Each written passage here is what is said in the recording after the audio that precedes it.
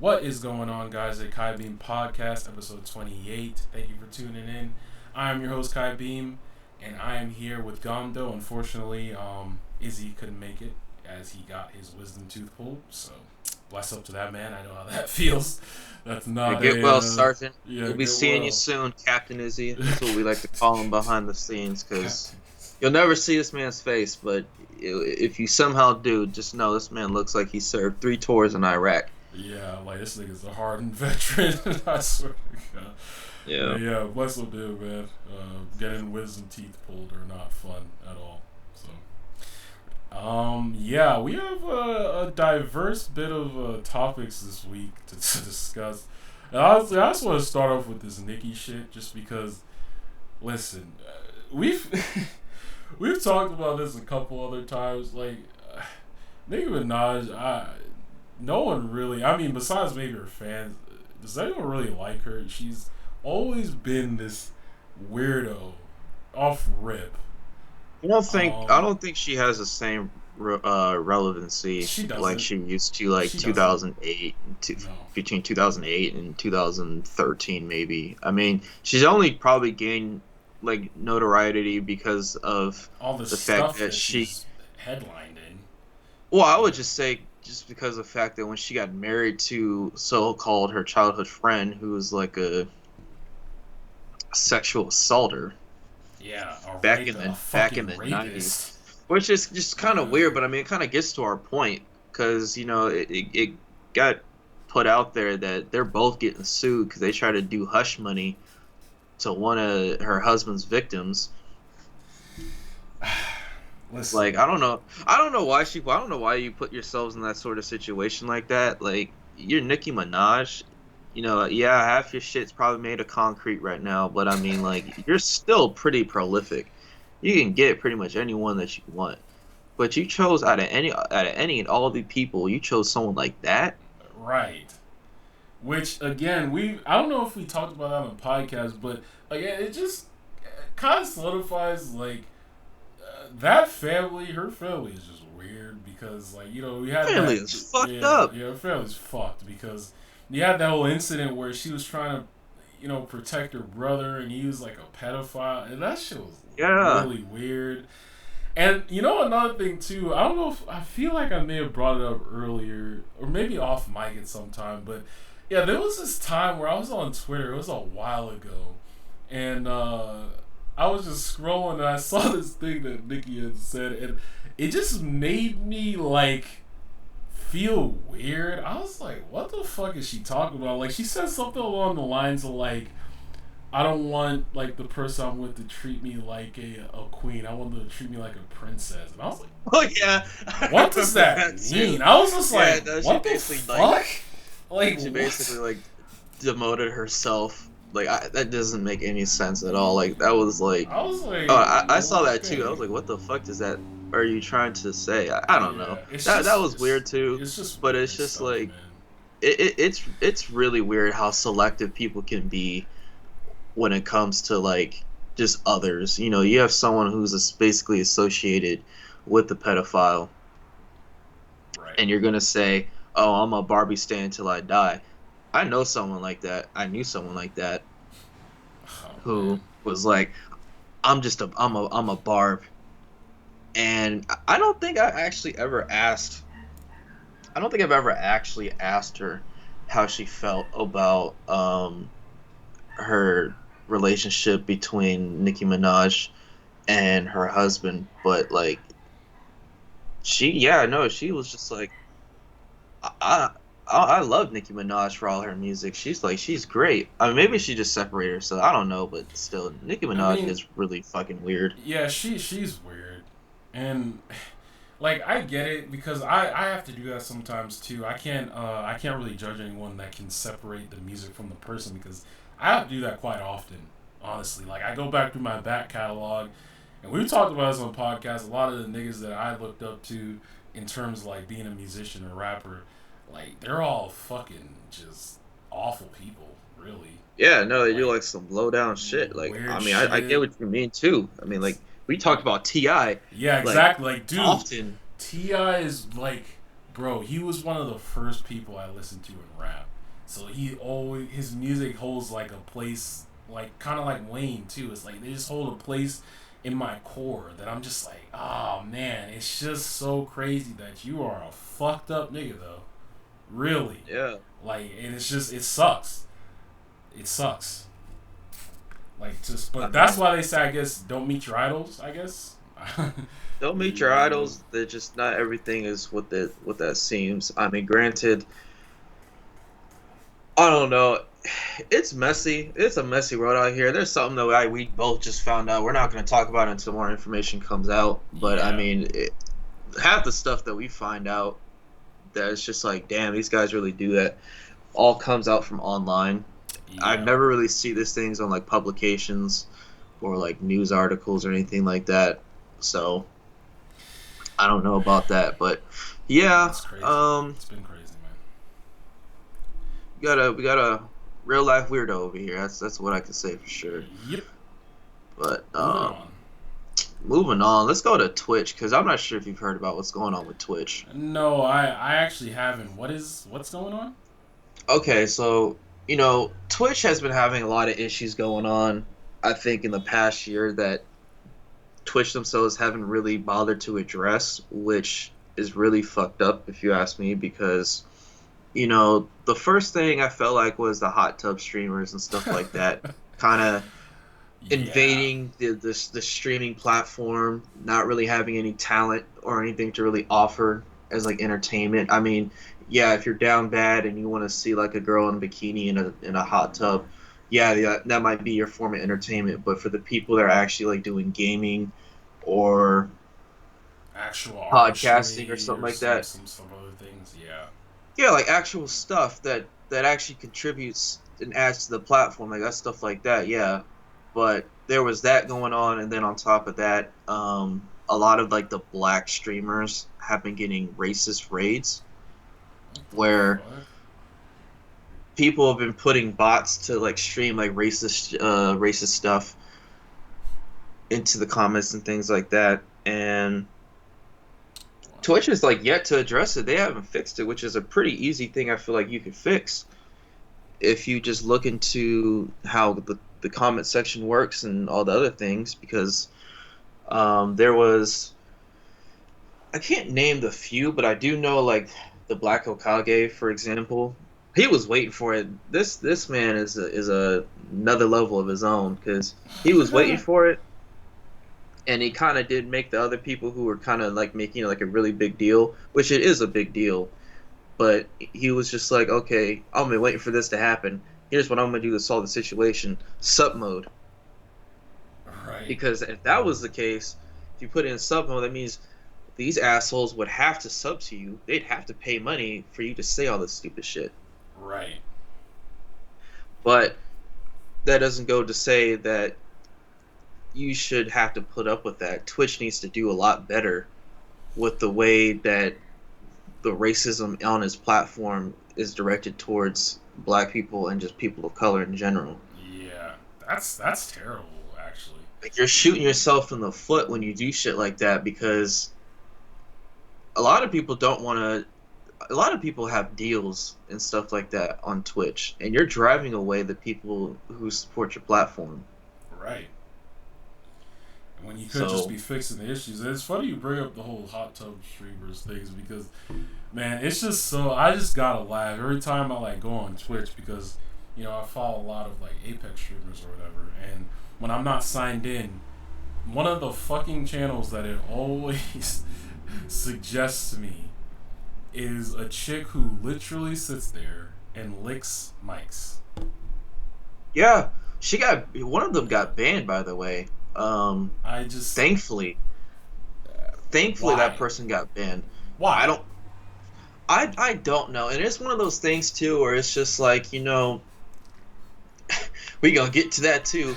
You should just start your own OnlyFans and just get on a platform that it's directed to, or get on like a live cam service. right Just go ahead and do that. It would right it's easier. Just market yourself to make your audience know who you are, if that's the case. But yeah, you really don't add a lot of value to that platform by licking mics and just sitting in a little kiddie pool in your bikini. Like, get out the fucking pool. I don't know. It's just me. Yeah. It's just me. Like, No, I I agree, come man. when I It's look at just the internet and I'm on like on YouTube and stuff like that. The things that I look for are like, I guess like psychological things because those things kind of interest me, like just human behavior. Um, I like gaming and stuff like that, and like anime commentary, just because of the fact that it's those things that interest me. But like seeing stuff like that on a platform like Twitch is just I don't support it. I don't fuck with it. yeah, So me either.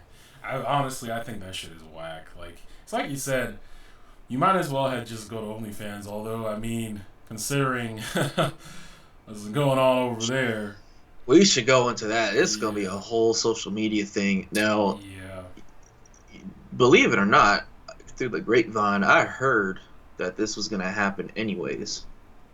And I that's heard it from crazy. TBH himself because of the fact that he has insight and he has insider knowledge on stuff like that. And for people who don't know what's going on, is basically in October, OnlyFans is going to ban pornography as a whole, and after that, it is over. It is done. If you're making a salary, if you're making earnings off that, off your titties and ass, that shit is done. That shit is fucking done. I'm not gonna lie. Shit, I remember when Kevin Samuels was talking about this. I remember because you were the one that you were playing that video and I was just listening, and where they were talking about they were talking to actual creators on OnlyFans. They're asking him, so what happens when something like this happens, and now you're no longer gonna be able to get income? Are you investing in anything? Are you Doing a in side the business. side businesses and they can't answer? Well, what do you do now? That's the question. Because And a lot of people are now like quoting like Subway is hiring. I mean, this thing, man, this thing's a lot of things are kind of like going hand in hand. This is about to be a very smooth podcast as far as topic transitions. right, But yeah, so like it's kind of dumb. I'm not gonna lie. OnlyFans, I've heard that the reason why one of the reasons why they want to do this is because OnlyFans, the creator wants to have more family family oriented friendly oriented. content. Yeah, Yeah, exactly. But the thing is and they though is also like, it's an investors thing too. They want to have like a yeah, clean yeah, lane for investors. it's an investor, but the thing is though is you're stupid if you think you're going to be able to rebrand yourself like that Nope. when you're pretty much known for that very thing. Right.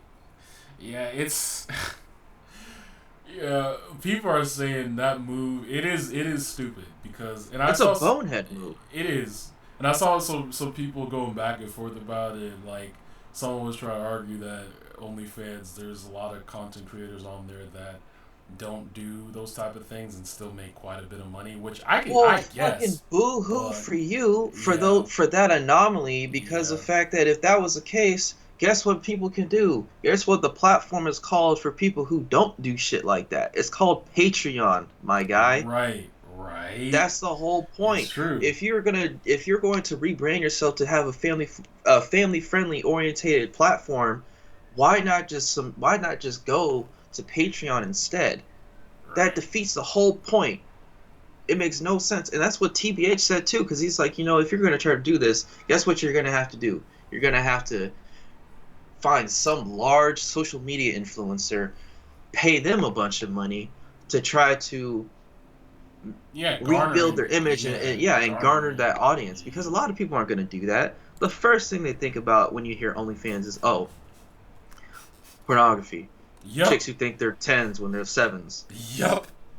Yeah, and if you're gonna honestly, if they were gonna do this, you should have done a whole entire rebrand, change your entire name too, change everything.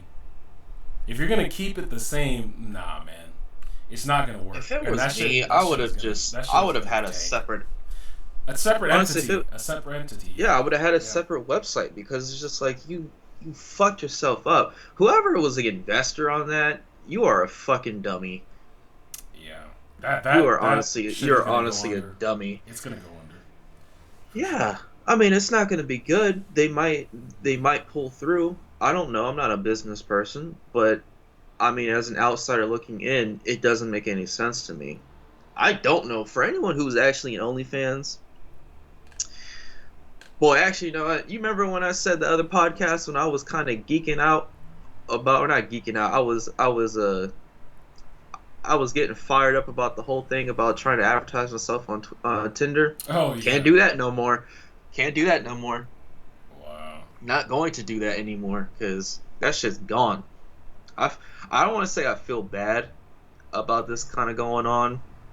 It's definitely like a damn. This kind of sucks, but Yeah, but you this might is want to pick a trade yeah. if I were you. This is why, and that's not to say. Of course, that sucks. That's how you made your money, but this is why you can't just go all in. Like it's the same principle like something like YouTube. You know what I'm saying? You can't put all your eggs in one basket because unless you're like, you got like I don't know, millions upon millions of subscribers and it doesn't matter at that point.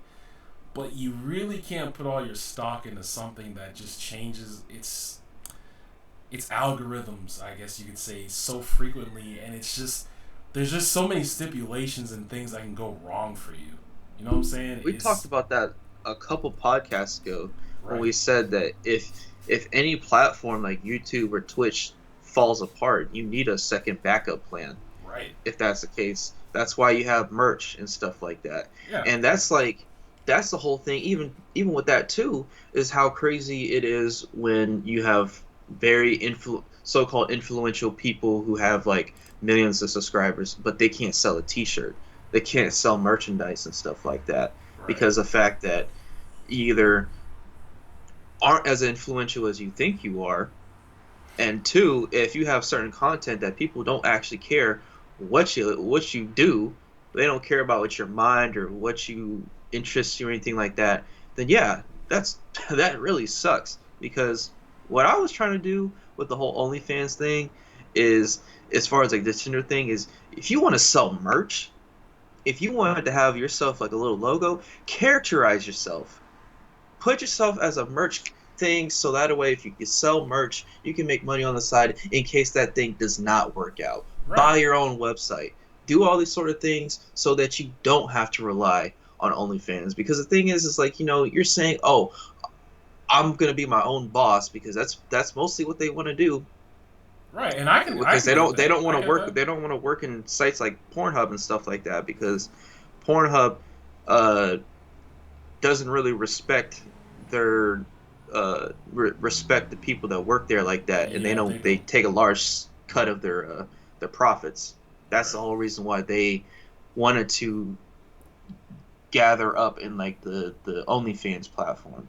But you don't have these backup plans like that. You don't do things like merch, and then even then, I don't know.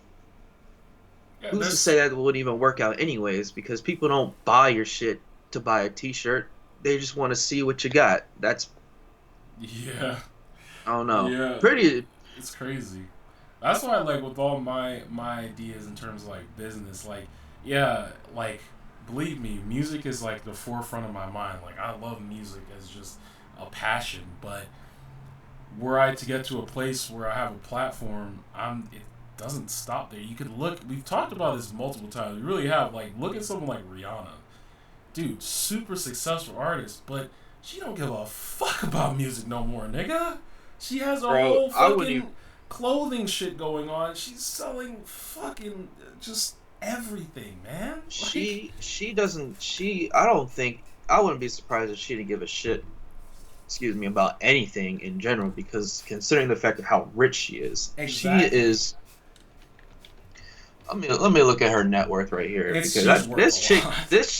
yeah, She's worth no, a this chick fucking is lot. pushing 1.7 billion. She's worth more than Jay-Z and Beyonce put together. That's She did that shit on her own, and yeah, she's only 33 years old. What? yeah.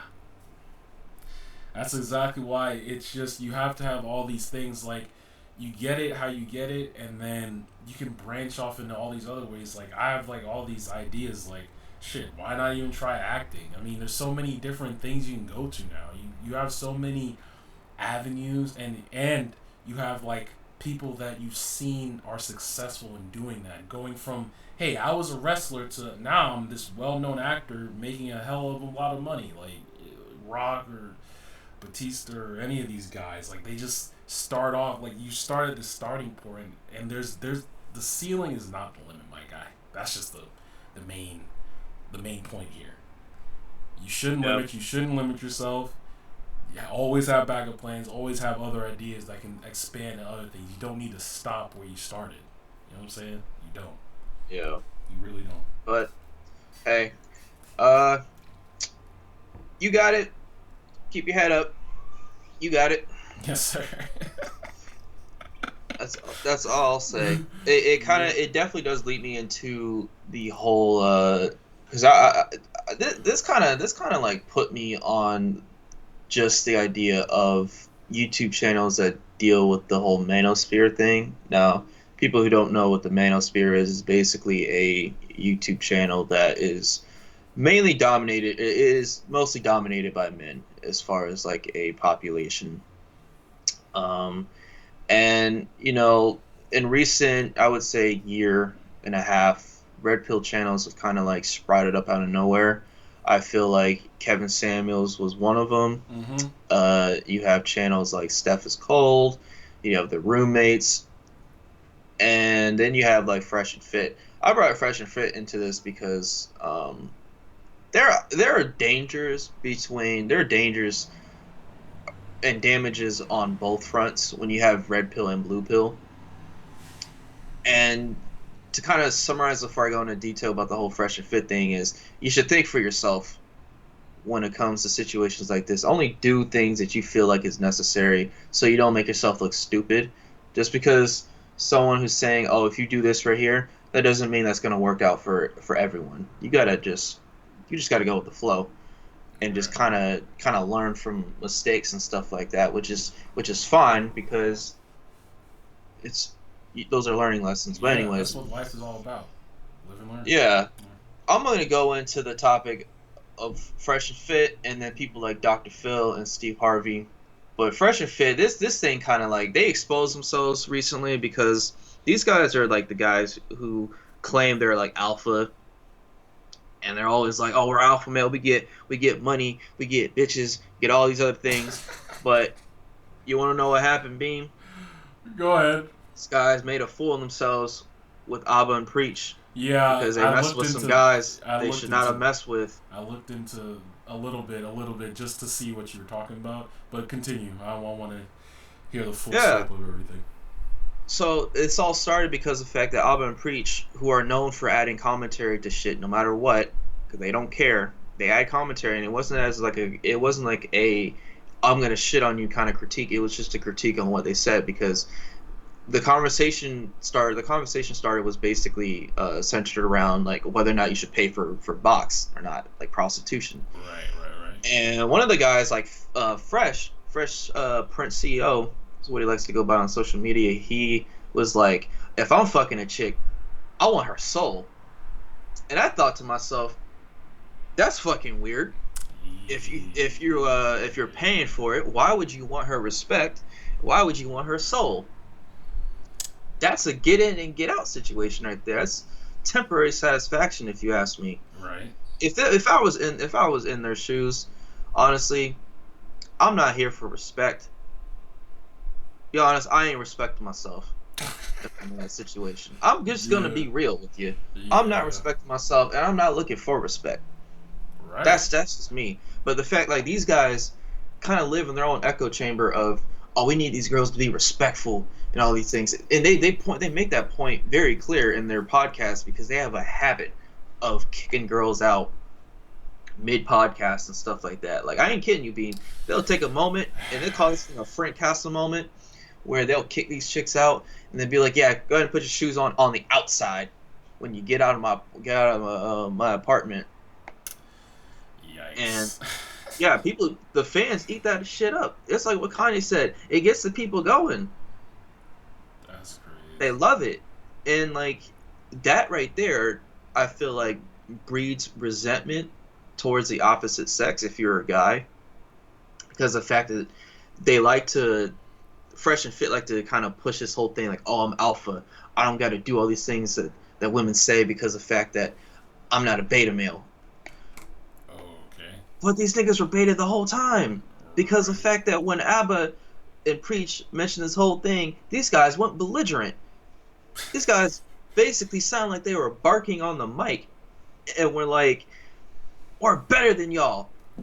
Best believe by next year we're gonna have more subscribers than y'all, bro. All right. They were at around like 400,000 subscribers. That shit is at 398.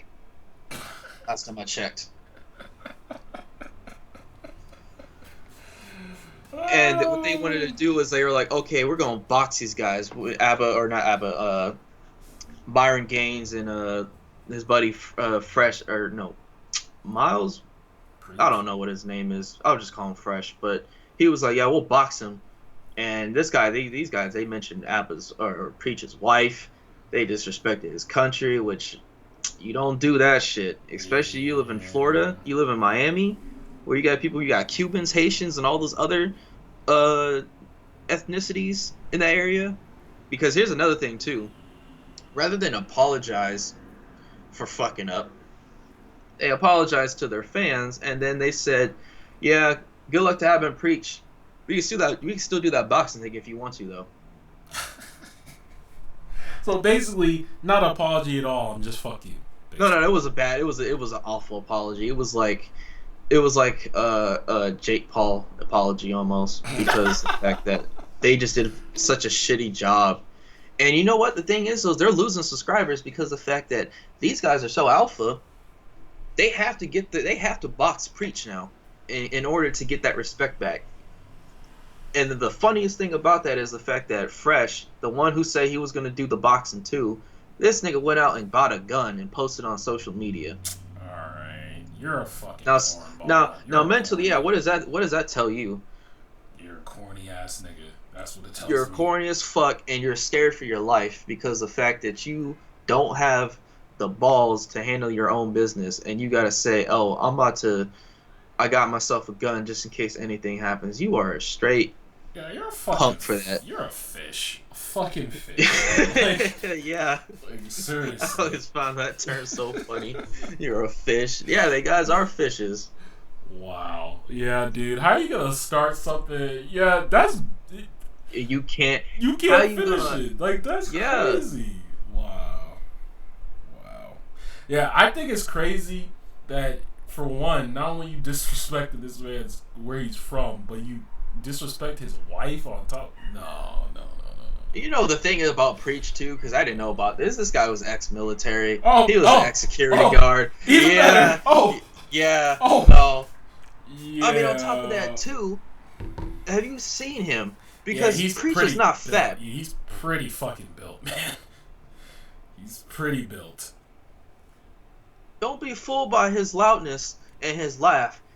He looks like someone who can throw down when necessary. And yeah, no, bro, you're messing with someone who's being. Why would you do that? Yeah, it's that's just funny to me, man. You claiming It's hilarious. you're these alpha. Oh, we don't do this. Women do blah blah blah. Yet here you are looking like fucking clowns. Like that's hilarious to me. And now you It's can't even yeah. finish the fight you started. And the reason why I say it's fake alpha because the thing is just like I feel like you don't there have are to say that. When you no you say don't. it, you don't mean it. It goes by That's your actions, my guy. Like real talk. that's the thing that I feel like it rings true because they could have handled the situation very quote unquote alpha, where they would have handled it and been like, okay, this is critique. These guys don't handle critique well at all, No, they and don't. it's And kind of here's an issue. I don't mean to cut you off, but here's an issue in today's current society is where people can't take constructive criticism at all. As you take the no. slightest bit of criticism and they just blow up on you. And it's like, how do you expect to be better in whatever you're doing in your craft? How do you Yeah. expect to improve in whatever you're doing unless someone tells you, hey man, I understand what you were doing here, but I feel like you could do better in this area. That simple. Yeah. I mean, That simple. criticism can be helpful in many different ways. Insight is a son of a bitch because when you're tunnel vision about something and you come out and you look at that shit from a bird's eye view, then you're like, oh shit, I do that stuff all the time, bro. My drawings last night, I was looking at some old drawings when I was first starting. I thought that stuff was lit as hell. I looked at it now, I was like, what the fuck was I thinking? Nose is all fucked up. Eyes aren't even aligned properly like a damn Van Gogh painting. Bro, Bro, that's Insight is exactly a son of a bitch. it is. And that's exactly how I feel when I listen to my older music. Like at the time when you're doing it, you're like, oh, this shit's ill, nigga. This shit's I love the way I did this, and that. And you go back here like trash. Trash. Yeah. Like it's insight is really, and I think, you're your biggest critic too as well. Like, Yeah, you're know, like your biggest critic, yeah. but like the stuff like that though, you just I don't know, you gotta face reality. And like I was gonna use an example, like my mom's like ex, this nigga, kind of the same way like these guys on Fresh and Fit, where they're like, oh, I'm claiming as alpha, and then this fucking beluga whale over here couldn't do shit on his own. I'm not about to go into detail about that, but it's just like people who make these claims that they're alpha, they're top dog, are often not. Nope. They're often really like the most not shit people. But that being said, though, the whole blue pill thing is also harmful too, and I think it's more harmful for. Actually, no, it's harmful to everyone. I was going to say it's more harmful for guys, but like people like Dr. Phil, I want to punch Dr. Phil in the face most of the times because of the fact that this guy right here, I've seen a video right where this chick, this couple was on a show, and this guy was getting assaulted, and they had listed like, oh, she had football like moves and tackles, and she was punching, hitting, all this stuff. You know what this nigga said? He said, if you get hit, you need to walk away. If she's chasing you, you need to run faster. You don't put your hands on a woman ever. And then you want to know the funny thing about this, and I don't know how this guy does not have any sort of criminal charges of extortion and blackmail. This guy literally said, if you leave right now, guess what I'm going to do? Because I guess they somehow documented the fact that the guy that was on his show fucked up a hotel. He broke like a lamp or something like that, and some other small item. And he said, if you leave right now, guess where you're going? I'm going to call the cops because I have this shit right here. So you're going to stay here, get belittled like a bitch, and you're going to let this woman talk her grievances about why she kicked your ass respectfully. What? Yeah, I was like, what the fuck? Bro, Dr. Phil, whoever watches Dr. Phil, you need a better role model. You need something else better to watch, because here's the funny thing about this nigga, doctor. This nigga's not an actual doctor, bro. Bro, none of these guys are doctors. Yeah. None of these guys are doctors. Jerry Springer is not a marriage counselor. He just likes seeing niggas fight. Same thing with Steve Wilkos. This guy doesn't even care about what you have to say. He just wants to throw a chair at the wall, and hopefully that thing sticks. No one here has the certification to do what they do. It is pure entertainment. But the fact that Dr. Phil takes his shit so serious with his bald head ass that he just breeds people like the Catch Me Outside girl and others, bro, the whole thing with her, I feel so bad for her because of the fact that, for one, Dr. Phil was the reason why she came up to be. Right. That was her villain story. That was her origin story right there. That's his fault. Yep. Because of the fact that he fucking sucks. But the other thing is, too, is that when she got sent to his Dr. Phil camp, these guys practically abused the kids there. Wow. And I was like, you can't be serious. You gotta say psych right now. Nope.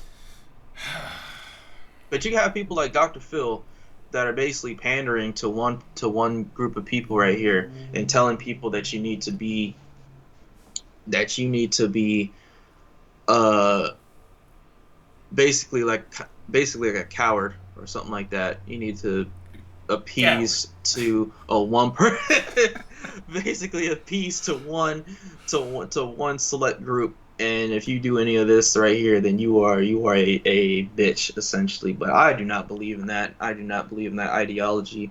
I believe that you should not put your hands on anyone, and you should expect equal consequences because of that. So there is that. Just think for yourself, honestly. Like if it's good to have people to give information like that, but I would take everything with a grain of salt Yeah, and just and see what works. you can't follow people blindly, man. Like it's the same principle like with like just worldly things like religion. Like yeah, that those things within whatever religion you're under, it can give you insight, but I don't think you should just wholeheartedly just believe every single thing and let it dictate all aspects of your life.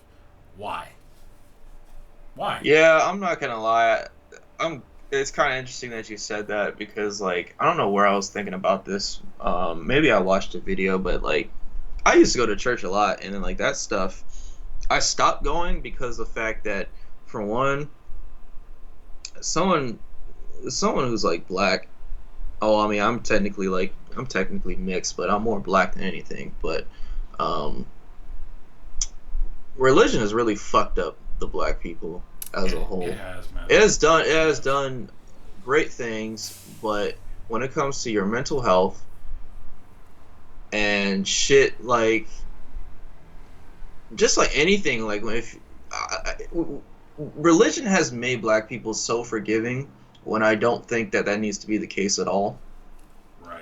And the whole concept of praying it away does not help your issues at all Nope. It doesn't.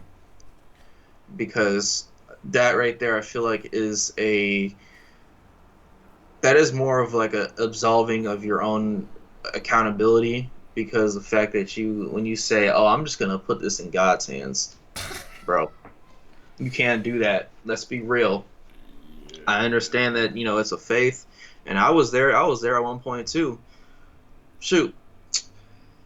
Actually, let me go in a little personal detail. 'Cause I told these guys this plenty of times, but this is a good example. There was a point in time before I had graduated college when me and my family got into a bad incident with our landlords, and so we had to move. And me and my mom were talking about what we can do to try to fix the situation because we wanted to find a place to move so we don't have to go back to our grandparents' house, my grandparents' house. And I'm telling my girlfriend at the time like yeah, because at the time I was going to PAX West with my friend. Ah, fuck, I shouldn't have said that, but it doesn't matter. I was going to PAX West with my friends, and then I came back and I was like, I've been kind of stressed and stuff like that, but this has been a really good thing. I mean, that's beside the point. But I told her I was like, yeah, I was talking to my mom and she was thinking about having my friend in lie and say that we rented from her, so that a way we can get another place to stay. This chick was belligerent. My girlfriend at the time literally jumped on me because of the fact that it was not a Christian thing to do about lying to get to a place to stay. And I was like, well, how do you propose? How do I fix this situation? Because I hate living at a hotel. Nigga, this is not Sweet Life of Zach and Cody. This shit sucks.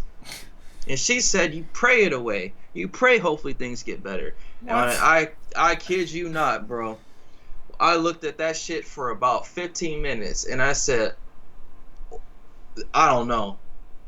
I don't even know. But I just feel like those situations like that just does you no good. No, it doesn't, man. It's just like I get it. I still consider myself a person of faith. Like I pray, but simply because like uh how do I explain it? I feel like I'm not obligated to do it, but I feel like there's something higher out there that uh, the energy, the universe, there's something higher out there that can sort of how do I explain that? What am I trying to say? Like I'm praying to something that I feel like will give me some sort of like guidance, I guess is the way I could put it, but not so much to where like I'm literally gonna be like, oh God, like my well, Save me. save me type shit, or oh God, like my car that actually this is kind of personal. My car just got crashed into last night by a drunk person. But anyway, that's besides the point. I'm not gonna say, oh God, like please make sure my car. I'm not gonna fix it, but just make sure like money falls into my lap, like something like that. Like Yeah. you can't just take it so literally. It's the same thing like we talked about it on the podcast before, where it's like the whole manifesting thing. I get it. You definitely want to have the mindset of manifesting and positivity and all these things, so you get the right people you need in your life, and also to stay on the right path that you're gonna want to be on. But you can't just sit there and just be like, yeah, I'm manifesting that I get this, this, and this, and you're not doing anything to get there.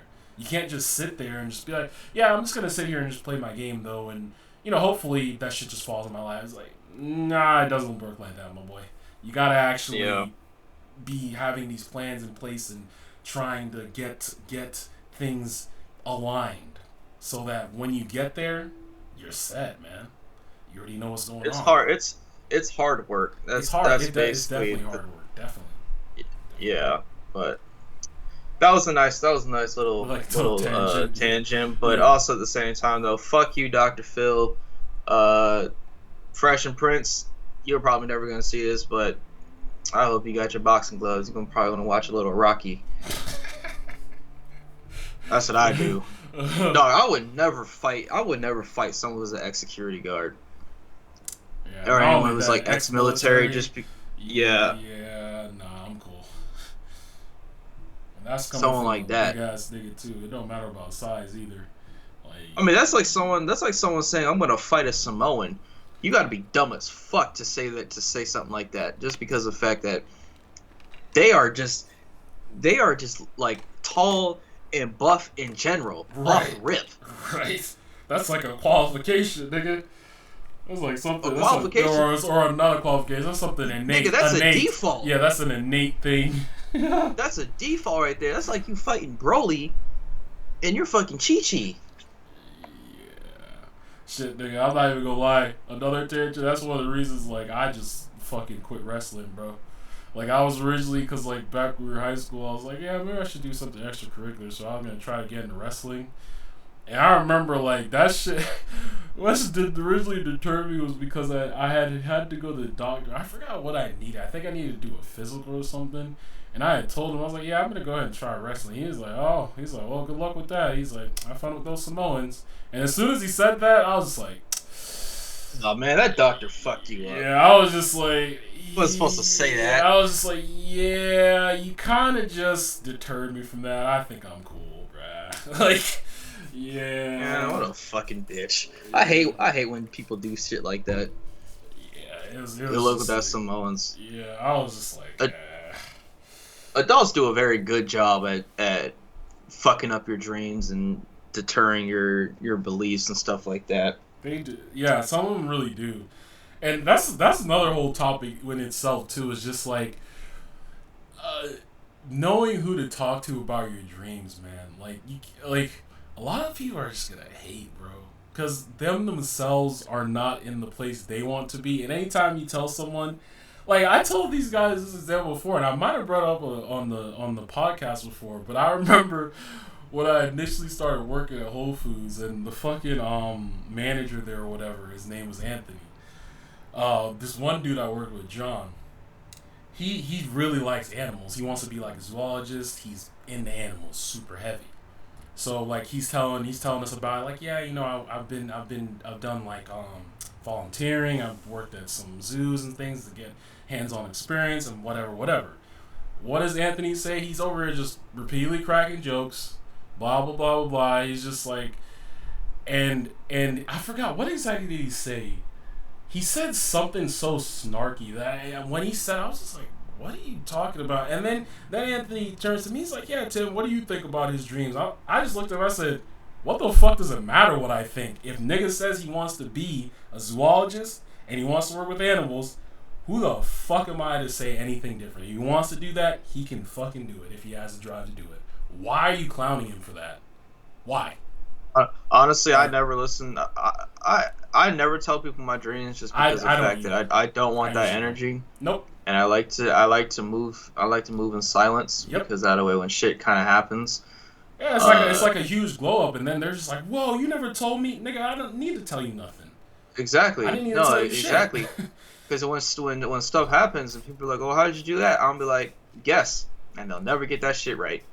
Yeah, no, But because like, they just doubt you. They just have nothing positive to say. Like, "Oh, good luck with that." Like, there's so many other people that. Why are you trying to that's be kind of the immediately negative, man? Like, come on. that's kind of the psychology about that though, is like people talk negative to reassure themselves that the choices they made in life was the right one.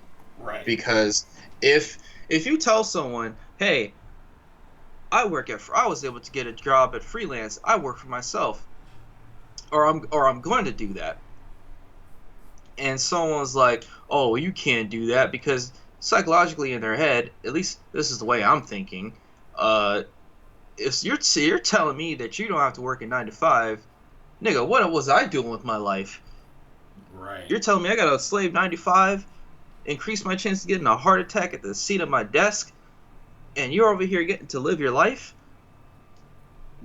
People like that hope that doesn't happen, because if it does, these guys get resentful. Yeah, They're it like, "Man, I invalidates. hate my fucking life." Yeah, exactly. It invalidates their entire existence, which It's it like a shouldn't defense be like mechanism that, nigga. almost. You could do anything. It doesn't matter what age you are. If you just start now, whatever dream you had as a kid or whatever dream you have now, it's accomplishable. You just have to work for it. Some people I just mean, don't want to do the work, and then you just settle for whatever you get. Like, fuck the that, man. American dream has kind of died, and Yeah, I yeah, purposely misinterpret what the American dream was, because I always saw the American dream as, you know, you being able to do what you want as like your dream, and then you becoming successful, because successful doesn't always mean money. For exactly, me, exactly. the money was never the issue. It's the result of how I can change shit is what I consider success. Right. But a lot of people have it in their head, and they have it drilled so deeply that success means money and luxury and stuff like that. Bro, there's so many people who are in that sort of lifestyle, and And they're not they're happy. dead. Yeah, they're not Yeah, no, happy. they're dead. They, you know, Yeah. themselves.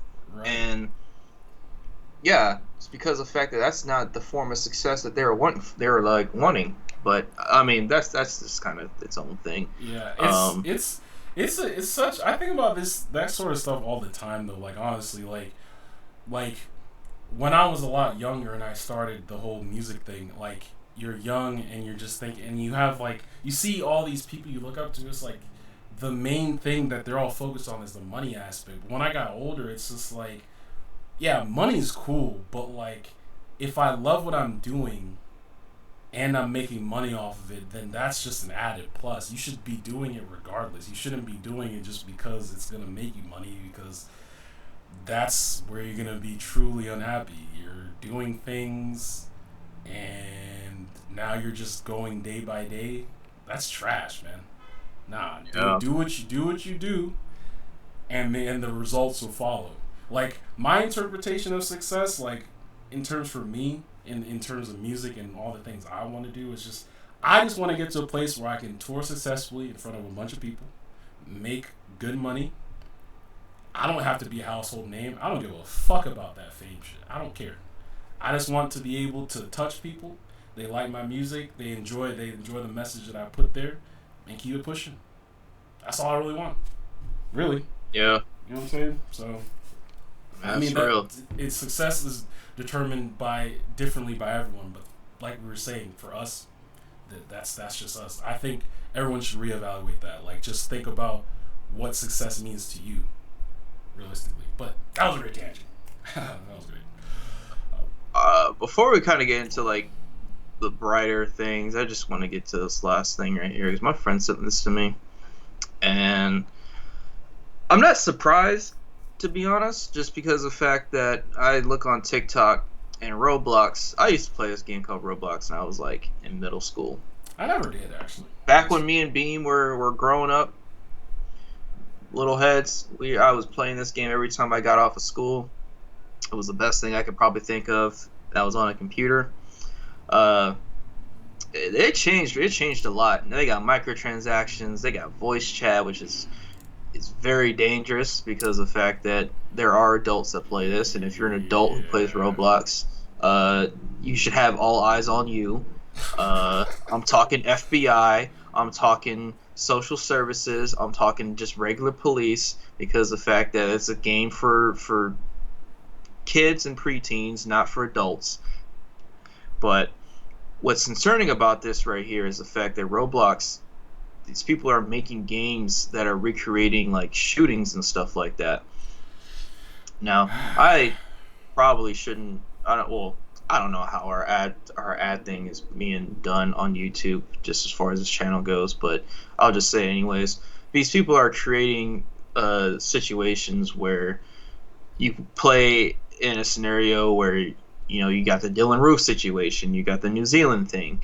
Um, it's very fucked up. I saw one, like I said, on TikTok where people play a game where others are in a party and you have to play as a person who's about to shoot up the party. Oh my god. And I'm like, why are kids so infatuated with tragedy? That's a good question. That's why I say, parents, you deserve to get you deserve to get socked in your fucking mouth for that, because of the fact that you let your kids do shit like that and you don't explain why this stuff is not good, why your kids are trying to recreate something that's caused so much tragedy in people's lives that they can't get back. It's fucked up. And you know what? The kids aren't even at fault. It's like I said, it's No, the it's parents. literally the parents. Like, your kids are pretty much a reflection of you. So if you have bad parenting and you instill bad shit into them, this is the result. Where you just don't give a Yeah, fuck. That's basically it. Yeah, you're a shitty parent. You're shit. Like, wow, exactly. wow. And I'm not gonna lie, I said it before. How I said I was afraid to have a kid.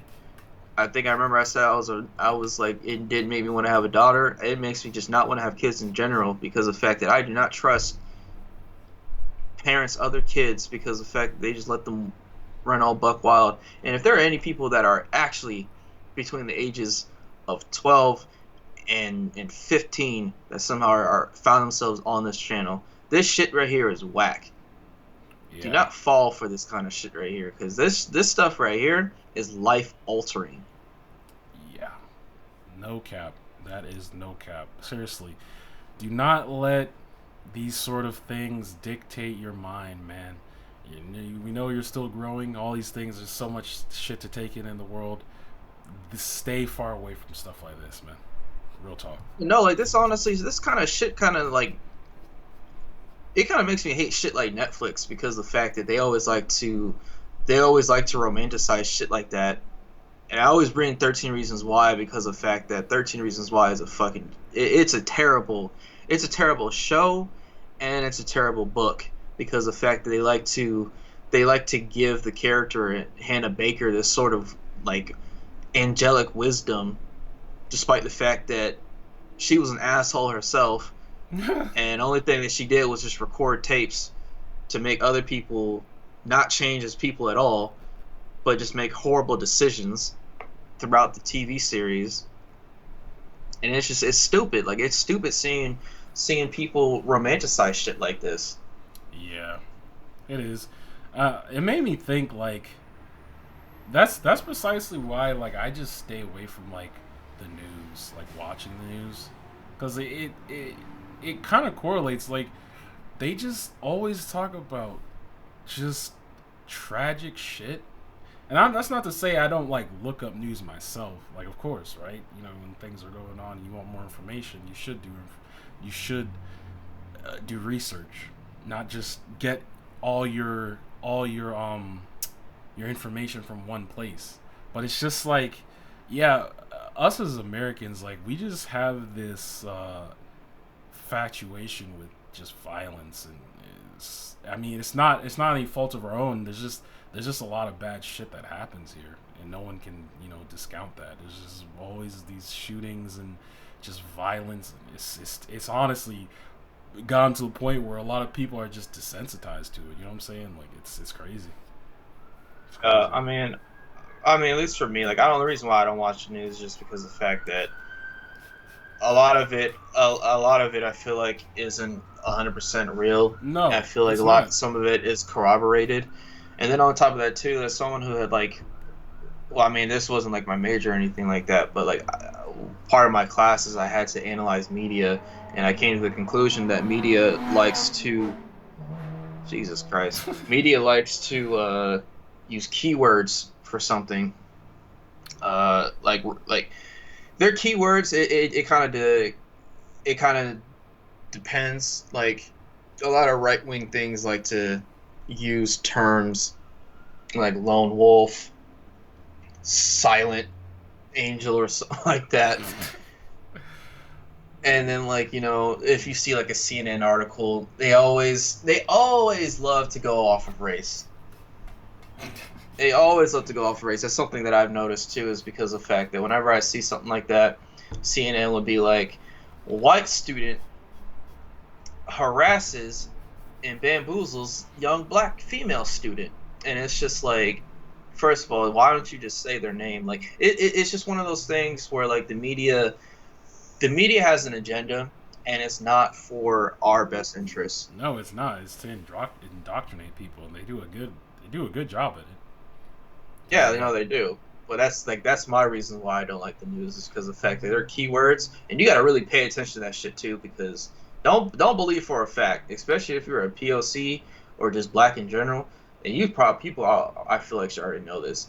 Don't believe for a fact that these people have your best interests at heart. And I'm not saying that to just like preach and shit. Like, I just feel like that's just real. Yeah, they fucking don't, man. This country is not built for us. Let's just keep it at that. But I will just say though that Roblox, you need to get this shit fixed. Honestly, I think this should shut down because of the fact that I really think people need to keep an age limit for certain things. Like, if it's a kid's game, I'm sorry, I feel like you need to verify on the website with your account how old you are. If you are 35, nigga, you're not allowed. You can't be here. This is for kids. Yeah. And the same thing too is that, you know what? Kids, on the other hand, need to understand that this whole like, oh, I didn't know, and I'm getting frustrated because of the fact that I have a little sister who's in that age group, and I try to teach her like a lot of things because her friends themselves fuck up a lot, and I try to tell her, like, this whole like I didn't know, like, if I don't know, I'm not gonna get into that. That's just I get what you're saying. No, Roblox, fix your shit. It's important, man. Like I meant to bring that up too when we were talking about the whole like success thing. Another aspect that I think people don't think about too often is like posterity, man. Like, what comes after you? Like, yeah, everything's Some people great. don't even know what that word is. Yeah, no, real talk, because it's just like, yeah, everything's good in the interim right now. You're making money, this and that, but what about after you, man? Like your kids, like. You want to make sure they're... Yeah, no, they don't, because you want to make sure you leave them something that is in such good standing that they don't have to struggle in certain aspects. Like, being poor sucks, bro. It really does. So if I can, like, get to a place where I can alleviate that for my family to come, and then they can focus on what they want to do and their successes and things like that, that'd be a great thing, a great legacy for me to leave for them. Like... That's shit people need to think about, man. You can't just be thinking about yourself and yourself only, because you're just a minuscule thing in this like huge grand working cog. If you think about it, like, yeah, you know. So. Yeah, that's kind of like a whole nother thing too. That could be like a whole nother topic for a podcast episode, because yeah, there's some things I gotta say about that shit too. I definitely know what you're talking about. Yeah, man. But man, Whew. yeah, it's some weird shit, man. It's a weird world going on here. Just kind of stuff that just makes me shake my head. Kind of glad I'm at the age that I am now, because I'm just like, I'm too old for this shit. I might be 25, but internally I'm 50. No cap. That's the way I feel. Like I Niggas' bodies are aching and fucking. Oh shit, not mine, but like just like mine I is just fucking niggas got sleep apnea. Like, hopefully I can get that addressed and everything. But yeah, I know what you mean, man. yeah, I just don't have the energy to be doing all this stuff too. I mean, I kind of go like on a little tangent. I'll bring up my sister because she has to sign up for school, Oh, okay. and the same school that we went to. I'm not gonna mention the name, but you're talking Okay. about the same Yeah. high school. Mm-hmm. And my mom was telling me about it, and she was like, "Yeah, we first got there, and the cheerleaders were all super happy and shit, unnecessarily like." And I was like, "Oh my god!" I said I would have shut that thing down, because she was like, "Yeah, they were all like, oh, we're so happy you're here. Let's have a great school year, Oh, yeah." no. And I was like, oh no. man, that's too early. Because she was like, yeah, this happened at 2 in the afternoon. I was like, honestly, even if it's 2 in the afternoon, that's too early to be that excited. You're putting all this energy into something that you're not even gonna respect half the school populace. Right. And then on top of that too, what made it kind of hilarious to me a little bit was like my sister was like worried about how she looked for school picture, and I was like, oh shit, I almost mentioned her name. I was like, don't even worry about that, because you know what? There are cliques and stuff at this type of shit. People look the same. They either got the same name, like Hannah, Abby, or Gabby.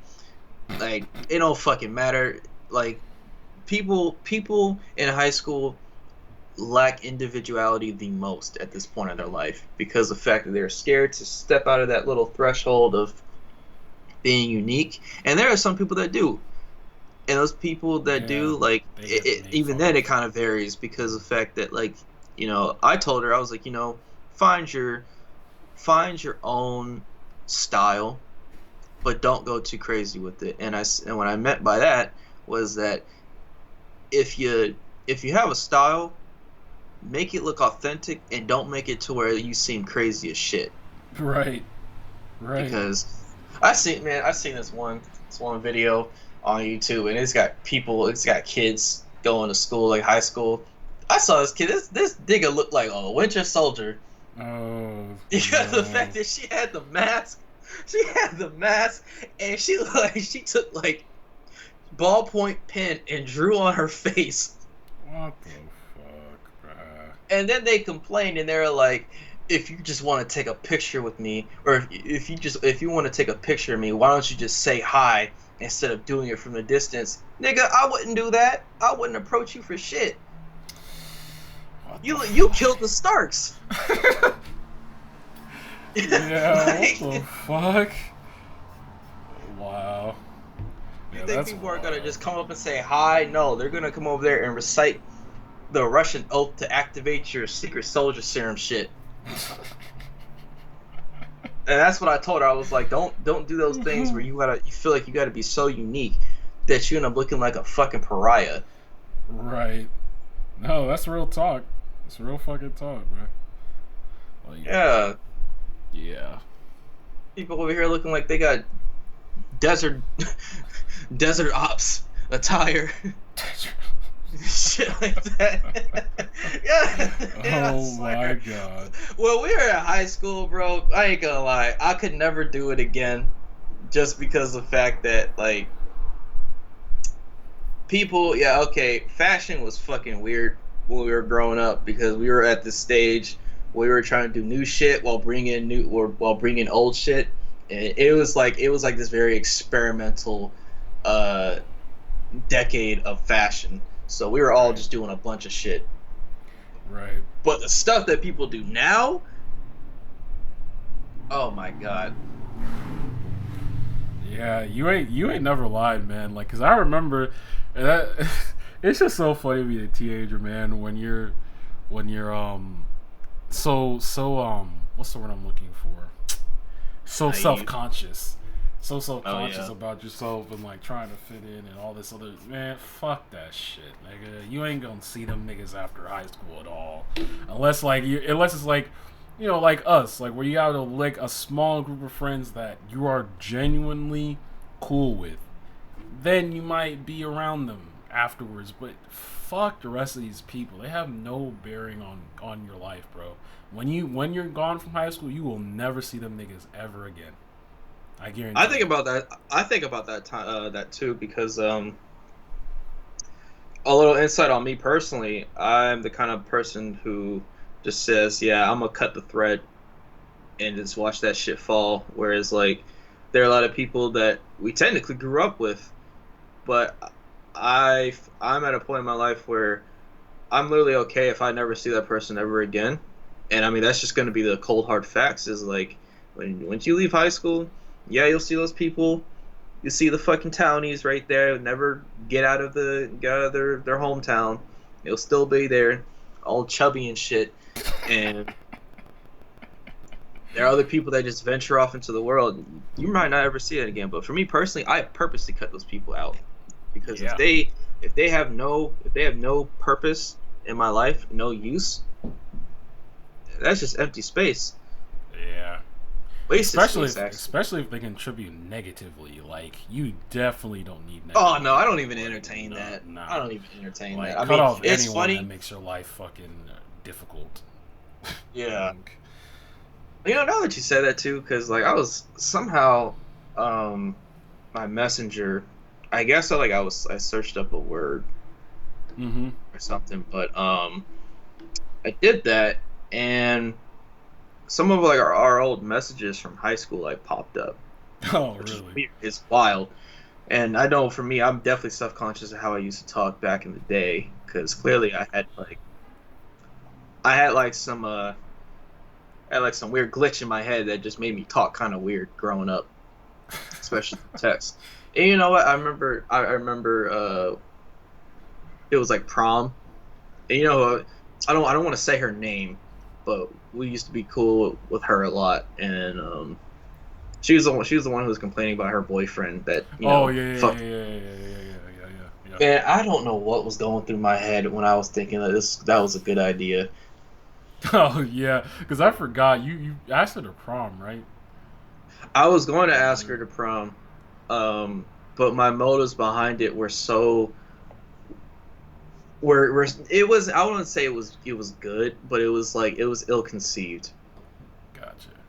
because the fact that like I saw signs that weren't there. It was so funny because I was reading it, and to put a little context, there was this one girl in high school that we were cool with. We were friends, both me and Beam, and for some reason I just had it in my head because of the fact that we were talking about prom. And I was like, she said that she didn't want to go to prom, and for some reason, to me, little ass naive me thought that this is like a sign, this is like a hint that she wanted to go to prom. I don't know what warranted that. I don't know why I thought that, but I did somehow. And so I made it my mission. I was like, I'm about to ask her to prom, and that shit fell apart. We were still good. We were still friends at the time. I mean, it definitely was kind of like a weird, like, what the fuck. And but I look back at that. I was just like, that was the weirdest thing I could have ever done. One of the, like, yeah, high school, man, bro. You just you Yeah, don't know shit. Make some weird mistakes. yeah. You I really keep those do. messages too Yeah. because of the fact I want to look back and see how much I've grown and the mistakes I've made. That was funny though. That was really funny. Yeah. Yeah, it is interesting to always go back, and it's just like, man, sometimes I still be thinking about shit I've done when I was younger, and it just shit makes me cringe. I'm just like, ugh. But it's a good marking point, man. It's like to see how far you've come and to know you're not the same person that you were. It's a good feeling. It is. It's great. Yeah, You know how things have but changed. How things have fucking changed. yeah. You know? Um, Shoot, what was I going to talk about? I kind of wanted to go into like this. I want to talk about like this game real quick, Watch Dogs, because they'd announced a crossover with Assassin's Creed. Finally, fucking Okay. finally, after years of people asking if there was going to be a crossover, they finally did it, and it's going to be DLC. I might get this just because of the fact that this is the first time I feel like in years where you actually play as an actual assassin. Yeah. Right. Because this chick, oh man, this chick is badass, bro. She's wearing she's dripped in white. She got that hidden blade. She's stabbing them in their appendages and their guts and stuff like that. I'm like, bro, this is Assassin's Creed I remember. I don't mean to get too graphic, but I mean, shit, this is the kind of stuff they have in Assassin's Creed. And Right.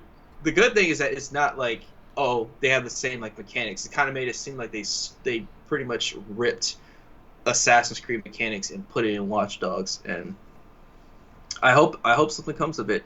I'm kind of curious to see that if this succeeds and this has a large positive feedback, if this will influence their choice for Assassin's Creed in general. Because right now, if you want my take for the ninth time, I feel like Assassin's Creed is hot garbage. Yeah, it's definitely lost So, itself. I will say that. And this actually does look cool. I'm watching the trailer. This actually does look pretty dope. yeah, like they have all the lore. To me, this is what I felt like Assassin's Creed 4 should have been like because it's modern day. This chick kind of got like a Batman gauntlet. Right. Yeah, she looks actually pretty fucking dripped out. I'm not gonna lie. Yeah, Damn. Yeah, that shit looks pretty dope. I have to keep my eye on that actually. yeah, it's one of the things that because you got fucking Evie Fry, you got Edward Kenway and shit right here. Yeah, this is the stuff that I've wanted. This is something I definitely wanted to play for a very long time, Yeah. and I hope it works out. Yeah. Hopefully. Oh my god, I'm looking at the comments too. They said, I can't believe that the assassination mechanics are better than the ones in Valhalla. Oh. Yeah, I'm not gonna lie. They looked a lot. They do look better. Cause I fucking like. Well, I guess I could just go into this because it's just a small thing for gaming. I was actually able to procure a fucking PS5 finally, so that was interesting. But yeah, I have Valhalla, and we talked about before we never finished that game. And I saw it in my games library. I was like, should I download it to finish it? No, like I'm not gonna do it because it's just it just sucks, man. Like you just think about what Assassin's Creed used to be, and then what it is now, and it's not the same, man. Well, because the thing that bothers me about this is just the fact that Assassin's Creed Valhalla is so long drawn out that it overstays its welcome. And then people are saying that the Siege of Paris, the DLC that recently came out, feels like more of an Assassin's Creed because he kind of goes by that whole like assassin's identity. And my thing is just like you should have done that from the very beginning instead of just carry out this whole thing. It's just like, oh, I'm not going to be an assassin until like the end of the game. I don't want that. Yeah, I fully understand when people meme at this point because it's just like these games could have not been tied to the Assassin's Creed lore at all. They could have just made these as like side projects, like the one in what is it where you're playing as Cassandra in them? I forget. Odyssey. That could have literally just been called Odyssey and had nothing to do with Assassin's Creed at all. The Valhalla could have just been called Valhalla, had nothing to do with Assassin's Creed. Like it's strayed so far away from what Assassin's Creed is that it's lost its identity. To be real. Like, Well, really I feel like it definitely started with Assassin's Creed 4. A lot of people like Assassin's Creed Black Flag, but I don't. actually did. I just simply because of the shit, basically. Well, that's the thing. That's actually the reason why I didn't like it because of the fact that you focus majority of your time on the ship rather than actually doing the parkour. And the way I saw it at the time, even early on, that was just like another way to expand on a new IP. Which I said it a couple episodes ago. That shit ain't ever coming out. I mean, it's gonna come out, but it's gonna be so bad. Yeah, it's gonna be garbage. That the Skull and Bones is literally going to be Skull and Bones and sales. Like that shit's going to be awful.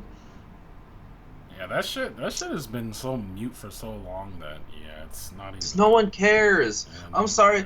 I don't know about you, bro. I don't want to be a pirate. Yeah, I mean, and we've seen, a recent pirate game pretty much fail. What was that game called on Xbox? Sea of Thieves. Sea of Thieves, yeah. That fucking flopped. So, yeah, I don't really think there's a market for pirate games, to be real. I'm just gonna be honest. I mean, that's just yeah, no. I mean, like that's just facts. I mean, same thing goes to Odyssey. Like you got, I felt so bad because like you got Odyssey for me as like a gift, and I played a little bit, but it was just so hard to get into because of the fact that I was like 30 hours in, and I wasn't even nowhere near being done, just because of the fact that, for one, I got hunted by bounty hunters. These guys were annoying. The people that you had to hunt to get to the Order of the Secrets, those guys were annoying too. And the same thing happens with Valhalla. I like the idea that these guys are very tough and they're supposed to be a challenge, but you don't have the mechanics to make it work. Yeah, like the people you're fighting are like overpowered. Yeah, because it's a level scaling thing that's the issue. And I feel like it should be like a skill-based thing. Like, if it was like Assassin's Creed Unity, people are actually starting to see the light that Assassin's Creed Unity is actually a good game. Probably not the best story, but as far as game mechanics, it was probably the best. Right. And if you had it to where it was a challenge like that, yeah, oh yeah. I mean, that parkour had its issues too with it being a little floaty, but I mean, it was definitely a step above the rest. Yeah, which... That's just crazy if you think about it. Like, how have they, with more recent titles, it's like they regressed. Like, the parkour and then, like, the wall scaling, everything is just ass. Like, it looks terrible. You can climb things that shouldn't even be climbable. Like, what? That's why I call him Sticky Hands Eivor, because the fact that he was climbing on shit that shouldn't be there. But, I mean, I don't know. But... regardless, I am actually looking forward to that. I probably would pick that up. Actually, the Ghost of Tsushima DLC did come out. Yeah, I saw that. I think yesterday. I saw that. I actually might pick that up too, just because of the fact that it's definitely something I've wanted to play. It would definitely give me a reason to play my PlayStation again, because that shit is actually has dust on it currently as we speak. Right. Yeah, I need to re-download it. I plan on doing a New Game Plus run and all that stuff as well, so that'll be fun. Yeah. Do you want to... You want to talk about the movie, specifically start off with Marvel's What If Episode 2? Yeah, we can go there. That's fine. Alright, yeah, spoilers. If you guys haven't seen the What If, probably watch this shit beforehand, but if you don't care, we'll go ahead and stay tuned. Or listen, whatever. So this one is basically about T'Challa being Star-Lord. It was so good to hear Chadwick's voice, man. It was really nice to hear. And the funny thing is just the fact that if T'Challa was Star-Lord, he essentially erased everything for Phase 3. This guy prevented Infinity War.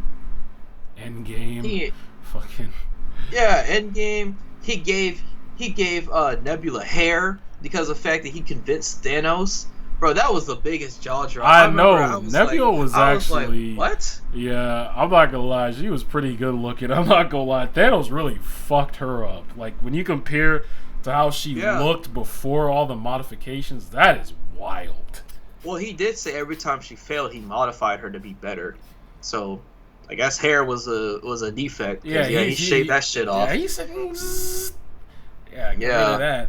But... because this chick had hair... She was digging T'Challa. I swear they were fucking. They had to have been. There's no way. Wanted to cha-cha slide in that little commode they got. Yeah, I swear they fucked before. They had to. Like, I mean, there's definitely some chemistry right there for sure. But it was just wild. This took place in like 2008 in this timeline. Which that shit is wild when you think about that. It is kind of interesting that this shit basically happened a little bit, like a lot sooner than it actually did, because that means to tell me that the Power Stone has been there for over like 20 years, and it was even there in like 2008, which is kind of weird that Ronan didn't acquire it beforehand. Right. If it's been there since 2008 when Peter Quill was getting it in 2014, I don't know. There was that. I mean, T'Challa as Star-Lord, this man is charismatic. Is to a point to where Korath was just fangirling over here. He was just like, bro, I respect the you whole so much. galaxy like literally looked up to this version of Star-Lord. Like everyone knew who this man was. Everyone. Yeah, and he was more like a cosmic Robin Hood too. That's what I like, because he was just like, yeah, I can just save the world instead of just doing it for money, because there's more than that. It's more to this shit. And I was like, this is a better Star-Lord by a large margin. It just... Yeah, Chris Pratt. Yeah, your Star-Lord sucks, my guy. I mean, that's his character, though. That's his character, yeah, because he started off as a dirtbag, and, you know... Yeah. He found his family, and now they're good guys. I get it, but it's just like... Yeah. You just think of all the things that Peter's Star-Lord did. It's like... Nigga, you literally fucked everyone when you hit Thanos in the head because he killed your girlfriend. I get it. That sucks. But you could have won had you gotten the Infinity Gauntlet off of his fucking hand. Instead, you started pistol whipping this man for some reason. Yeah, no. Like, I'm not really sure what you thought that was going to do, but okay. Go off, sis. Go hitting off. him with the back. Yeah, over here hitting him with the butt of his gun. Like, yeah, that was actually, like, nigga, what the fuck are you doing? Like... Yeah, but yeah, it's just so cool. I feel like kind of like Rob was saying with Comics Explained or Geek Culture Explained, both his channels. This episode felt more like What If than the first one, because not to take away from the first episode was good, but it felt more so like literally it was just like a literal thing, like what if Peggy Carter became Captain America basically, and with like minor alterations. Like this one actually felt like, whoa, that is completely different. Yeah, like there was like no direct reference to the original films at all. Like, because it wasn't. It was like some shit that was like a commentary thing. It was something like Rob would do, whereas like if he put up a scenario like this is what it would be. Because I was just like, okay, Thanos became good. What happened to the Black Order? Well, guess what? They're Best Buy employees for the Collector. Right. Like, over here being security and shit. Meanwhile, the Collector has been on steroids for the past couple years, amassing a huge armada because of the fact that he's a crime lord now. Man over here is collecting shit. I mean, he's living up to his name. Over here somehow he killed Korg. He was when I Korg saw like that, a damn glove. I was like, yo, wow.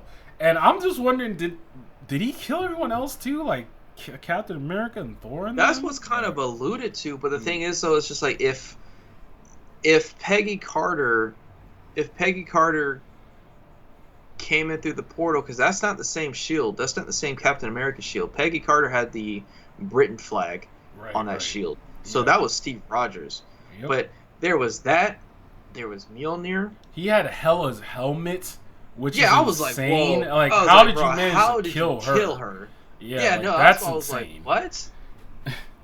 unless maybe like the shit in Ragnarok happened like way sooner, and then he just happened to I don't know, like when she died, he just happened to just go by there and just be like, yeah, okay, I'll take this as a part of my collection or something. I don't know, but I mean, I wouldn't be surprised because the fact that he has a armada that stuff happened. Right. I mean, it just makes you wonder in the timeline, like if Thor, because we know Thor is alive. We know that Peggy Carter still has that shit. Even Loki, next week's episode is going to be about Loki. So, it's the Loki episode is that the one where he comes to Earth like with the army? I think so, yeah. Yeah, dude, that's crazy. Because the trailers don't really reveal a whole lot. That's why I don't watch them. Right. Yeah, they don't. What was it? He had like a bunch of other stuff. He had Malekith's dagger. Yeah, that was pretty funny. Like so it just makes you wonder like how much, like if Thor's really dead, if this is like another version of Thor that's gonna come around. I think so, because like I feel like if we don't see specific characters, that just means that for that specific universe, especially in that case, he must have killed them. There's no other like, because the other versions we're gonna see like Party Thor. I'm interested to see what kind of Thor he's gonna be. I guess that's just Thor as like if he's a douchebag, right? Like he just didn't learn his lessons that he needed to learn to be a good like hero. He's just a fucking douchebag. Like that's basically what he's gonna be. I mean, it's kind of he's basically his Thor 1 version because that guy was a dick. Yeah, he was. Yeah, he was a douchebag, man. He was like he didn't. All he cared about was just like fighting, pretty much. So yeah, like that's gonna be funny. Yeah. And then, you know, we have these other versions of characters. Like, I'm interested to see what her story is going to be for Gamora.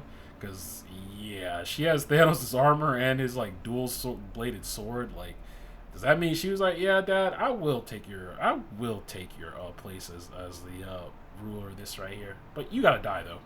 That would be funny if she actually did that. Actually killed this nigga and took his throne. She said, I wouldn't be surprised. Well, I mean, like, he doesn't even have a throne. That's the thing. This guy's a dad. Thanos at this point in this episode, he's just a dad. Right. To where they mentioned it, he was like, yeah, ever since he got, he got talked out of that whole genocide thing, he's just a gardener now. Like, you'll see him at Home Depot and Lowe's, doing dad shit, basically. Right. And he's not as strong as he was before because the Infinity Stone was a real ass motivator. Made this guy a mixed martial artist right here to where he was fucking up the Hulk. He ain't got that no more. He was getting his ass handed to him by the Black Order. Yeah. So much so Nebula had to come help him fend them off. Yeah. I did like that aspect, though, because it's just like you just get to see this, like, softer Thanos. Like, it's just funny, man. And I'm looking forward to seeing one that's more closer to the comics who's, like, super hardcore.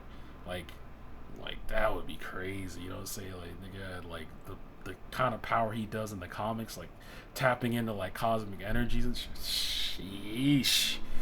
That guy's gonna be crazy. We're definitely gonna get a more comic accurate Ultron. That's for sure. That's just supposed to be like you at the end game right now. And I think with the end, we saw. I'm kind of like going back and forth, but we saw how Peter Quill. The man's the age of 20. He's in his 20s working at the same Dairy Queen. His mom got fucked at, I think. Yep. And his dad is just like, I'm pretty sure this caused death. I'm pretty sure that universe is just gone because of that. I think so. Because, like, his dad came up and said, hey, Peter, you're my battery now. Just fucking... Yeah. And then even the Watcher was just like, yeah. This might be it, but we're not going to get on that yet. I was like, yeah, this is definitely going to be a season 2 thing where they're going to have to, like, figure some shit out because that's not good. Nope. Because they don't even know who Peter Quill is. Exactly. And that version of Peter, like I was talking to my buddy Wes, it's like he never joined the Guardians. He didn't get abducted by Yondu, so he doesn't know how to fight. He doesn't know how to do shit. So should his dad... he's basically just going to be a battery. Yeah, his dad is just like, yeah, man, you're a Celestial, but, yeah. Need you for my battery, my boy. Let's go. For long. Yeah. Come on. But, I think that my only complaint about this is that I wish they would treat this like an actual... I wish they would treat the show like it's TV-14. I don't like the fact that, T'Challa... They could show T'Challa getting stabbed, but no blood getting, like... No blood marks or anything like that because this boy got harpooned in his shoulder, and he pulled that thing out. That Necro sword was clean like the forks in my kitchen. Right. And I was like, yeah, they need to fix that. I think, as far as performance goes, Chadwick honestly, of course, had the best performance because Chadwick was really excited to do.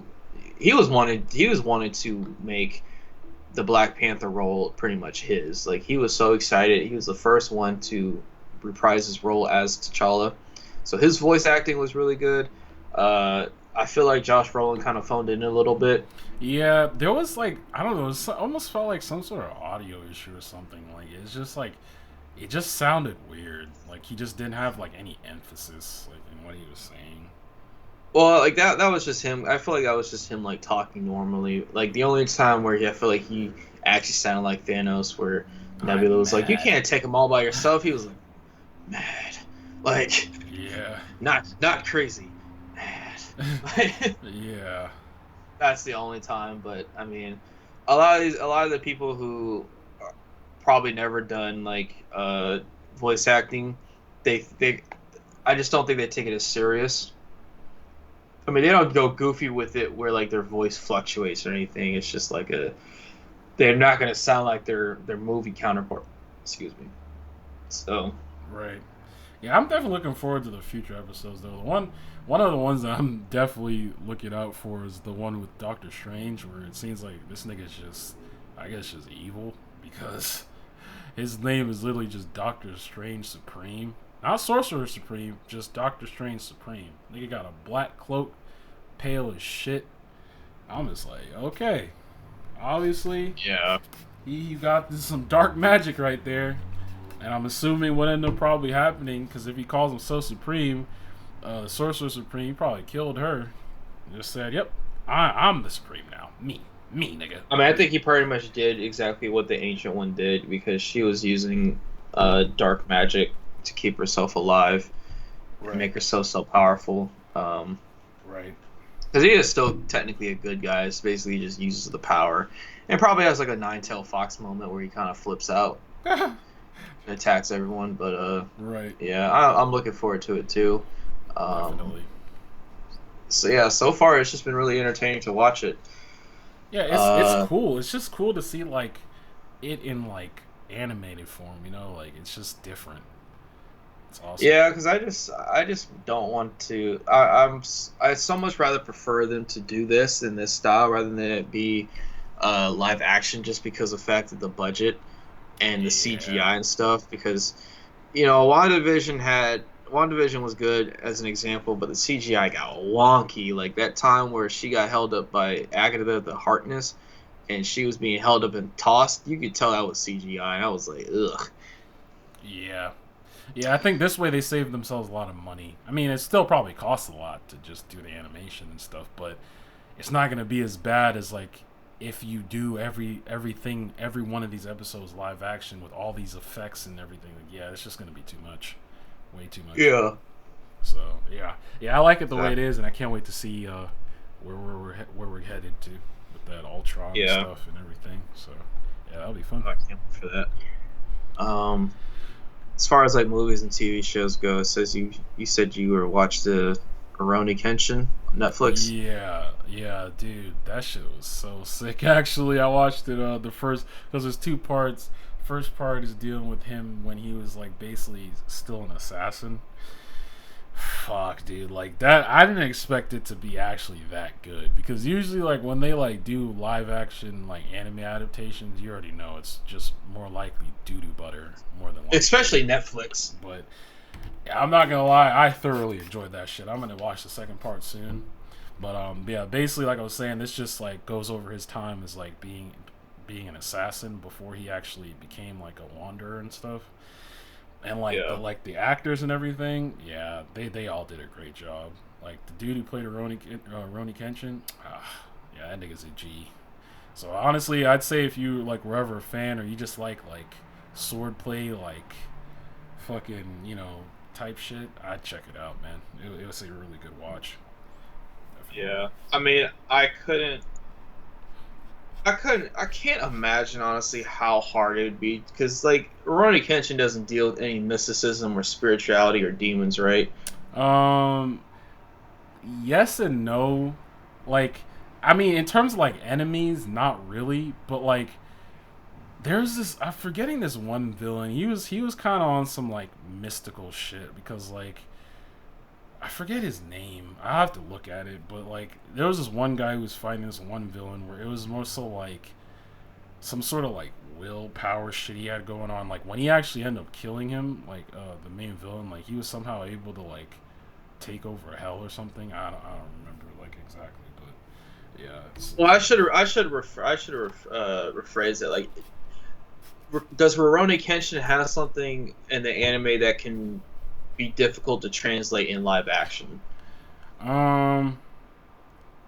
No. I mean, when I like, think about for example, like Dragon Ball, where they have to do like the aura and shit. And no, but I mean, there were instances like, well, there is this thing like, I don't know if they'll ever get to it if they continue that movie series, like if they're gonna go past like where they're at. But like basically in the show, like he's at that point he's a wanderer, so like he's kind of turned off his like killer instincts. But like when he gets in like a really desperate situation, like his whole mind state and like changes, and then like it's signified by his like eye color. So like I think like when he's like in his like normal just calm state, it's like just like I believe it's purple or something like that. And then like when he's like in his like bloodthirsty mode, it's like yellow, I'm pretty sure, or something like that. Oh. And then he has that's he has, not like, hard. That's not hard to fix. He has like an aura too, like when he does certain attacks. So I don't know if they're gonna do that. I'll have to see, but yeah, like nothing like crazy like Dragon Ball. No. So yeah. Okay. Yeah, because I mean, I don't think those things are really difficult. You can do auras, you can change eye colors and stuff like that. Yeah. Because I was gonna say, like, if you fuck up Rurouni Kenshin, like, Netflix, I don't know. Yeah, no, seriously, Rurouni Kenshin's pretty. It should be 1-to-1, like pretty easy to translate. And yeah, I was just, but I mean, like I was gonna say, like most all live action anime adaptations are pretty much doo-doo butter for some reason because they just don't know what they're doing. But so that's why it just surprised me that with this one. Sorry for all the noise in the background. I'm out of my control. Fucking hell. Yeah, I was just happy to see that they translated that so well. So it's cool to see that. Jesus Christ. Yeah. This fucking noise. I'll definitely check it out. Yeah, I think you would like it, man. I think you would. I think you should check it out. Yeah, I had basically finished the entirety of Fire Force season 2, season 1 and season 2. That is by far one of my favorite animes of all time. Apparently, it's gotten a lot of flack, and people do not like it. I think it's just because of the fact that like they say that the show is overrated because of the fact that the character always talks about how his mom died and stuff like that. Because Shinra Kusakabe is his backstory is that 12 years ago, his house blew up in flames and he believed his mom to die. And the last thing he saw before that stuff went down was a demon. But it came out to be that his younger brother, was the one who was responsible for kind of causing the fire because he was a third generation pyrokinetic. And that ended up happening. And then on top of that, too, his mom was a first generation kind of pyrokinetic or infernal. And she basically kind of became that demon. But it has something to do with this force called the Adola, because they have this control. It's like a whole nother dimension where like all the flames come from. Oh, and it's what kind of gives people powers and stuff like that. But people who have an Adola burst are very powerful because of the fact that they draw their power. Like a lot of people get power from Adola, but people who have Adola bursts and have Adola links basically get a huge power boost because of the fact they pretty much are in contact with Adola and the Evangelist directly. Right. Okay. But it's really sounds good. I've heard about. No, it's really good just because of the fact that the animation is fire. I love the story so far because it's just very simple. The reason why some people say that it's awful because of the fact that like they do have like fan service where like this character called Tamaki. I think I talked about it last week. But Tamaki is kind of like the fan service like over sexualized character and stuff like that. And you know what? People say it makes for a shitty character, but I'm gonna call cap on all y'all because of the fact that y'all are gonna complain about Tamaki, but then you watch Seven Deadly Sins or fucking Fairy Tail, where chest and everything's all jiggling and shit. But right. So don't even front because of the fact that you guys are full of shit when it comes to that right there. The other thing is too is like I love it because I feel like they solve a lot of issues that Naruto could not fix at all. Like, in a way, Tamaki as a character is kind of like Sakura, but at least she's actually useful. Oh, that's she's actually good. Useful. Yeah, no, it's like she's useful to a point where, like, yeah, she could fight, and everything. I mean, it gets to a point in the second season where she gets fucked up because the White Cloud, which is like one of the biggest enemies in the series, where they're like a cultish following who's trying to create a second cataclysm that's gonna kill everyone. They're like pretty strong, and pretty much everyone at this point in Company 8, which I guess to kind of give further context in that is that like there are different companies in the Fire Force, pretty much like an actual like firefighter kind of thing where there's like different there's Like different squads and companies, stuff like yeah, that. different squads and stuff like that, Yeah. and pretty much Company 8, they're getting to the point where like they're almost about to be the strongest because of the fact that Shinra, he has an Adola burst. He has these Adola links that make him super fast. Like this guy, he's so fast at this point that he pretty much teleports and stops time. Oh shit. That's crazy. But the thing is, he can't keep doing it because of the fact that like if he burns himself out, he like it's pretty much like chakra. If you exert all your chakra, you basically can die. But in Fire Force, if you use too much fire, you basically burn out all your oxygen reserves, and you can end up suffering from this thing called Tectrophis or something like that. It's basically like where your body can start to turn to ash. Oh shit. Yeah, because there's a character who is like one of the team leaders for Fire Force Company. He got that illness like on his shoulder because of the fact that he had to fight an infernal demon, and he had to use like a really strong attack. And like, because it's one of those things where these characters, it's not by plot armor at all. Oh, so anyone Like, can die. Kinda. I mean, except for Shinra. Right. Like Shinra might die at the end. I don't know. That's kind of the thing that I always think about. But these characters actually have to work very hard to get where they want, and that's the thing that Tamaki did too, because the fact that in the recent like finale, she got fucked up to the point to where this one guy had to save her, and because of that, he got fucked up so bad that he was missing an arm and a leg, Oof. and then people were still coming after her, and I think it wasn't until one of the team like two team leaders came and killed the two white clads. So yeah, it definitely like solves that issue with the whole Sakura thing, because Sakura is an awful character. Like her motivation to me, and I feel like anyone who likes a good character, is ass. And Tamaki just wants to get stronger because of the fact that she wants to be taken serious and not as a joke, because all her life when she got her pyrokinetic abilities, she had that, but then she also has the lucky leecher thing, or the lucky lewd syndrome, where she like puts herself in exposing situations and then she got bullied from it, and it's not something that she can actively control. Right. But for that right there, that's her motivation to get stronger, because she doesn't want people to see her as someone who's like a screw up. But like I said, Sakura, on the other hand, her own motivation is to fall in love with a guy who doesn't even give a fuck about her. Yeah, especially the first part of Naruto, yeah, she was fucking useless, dude. Bro, the second one was even worse. Like I still remember in Shippuden when they first they tried a little bit. They tried a little bit to make her a better character during the Gaara capture arc, when she was fighting Sasori and his puppets. Oh yeah, After that, I remember that. She was ass.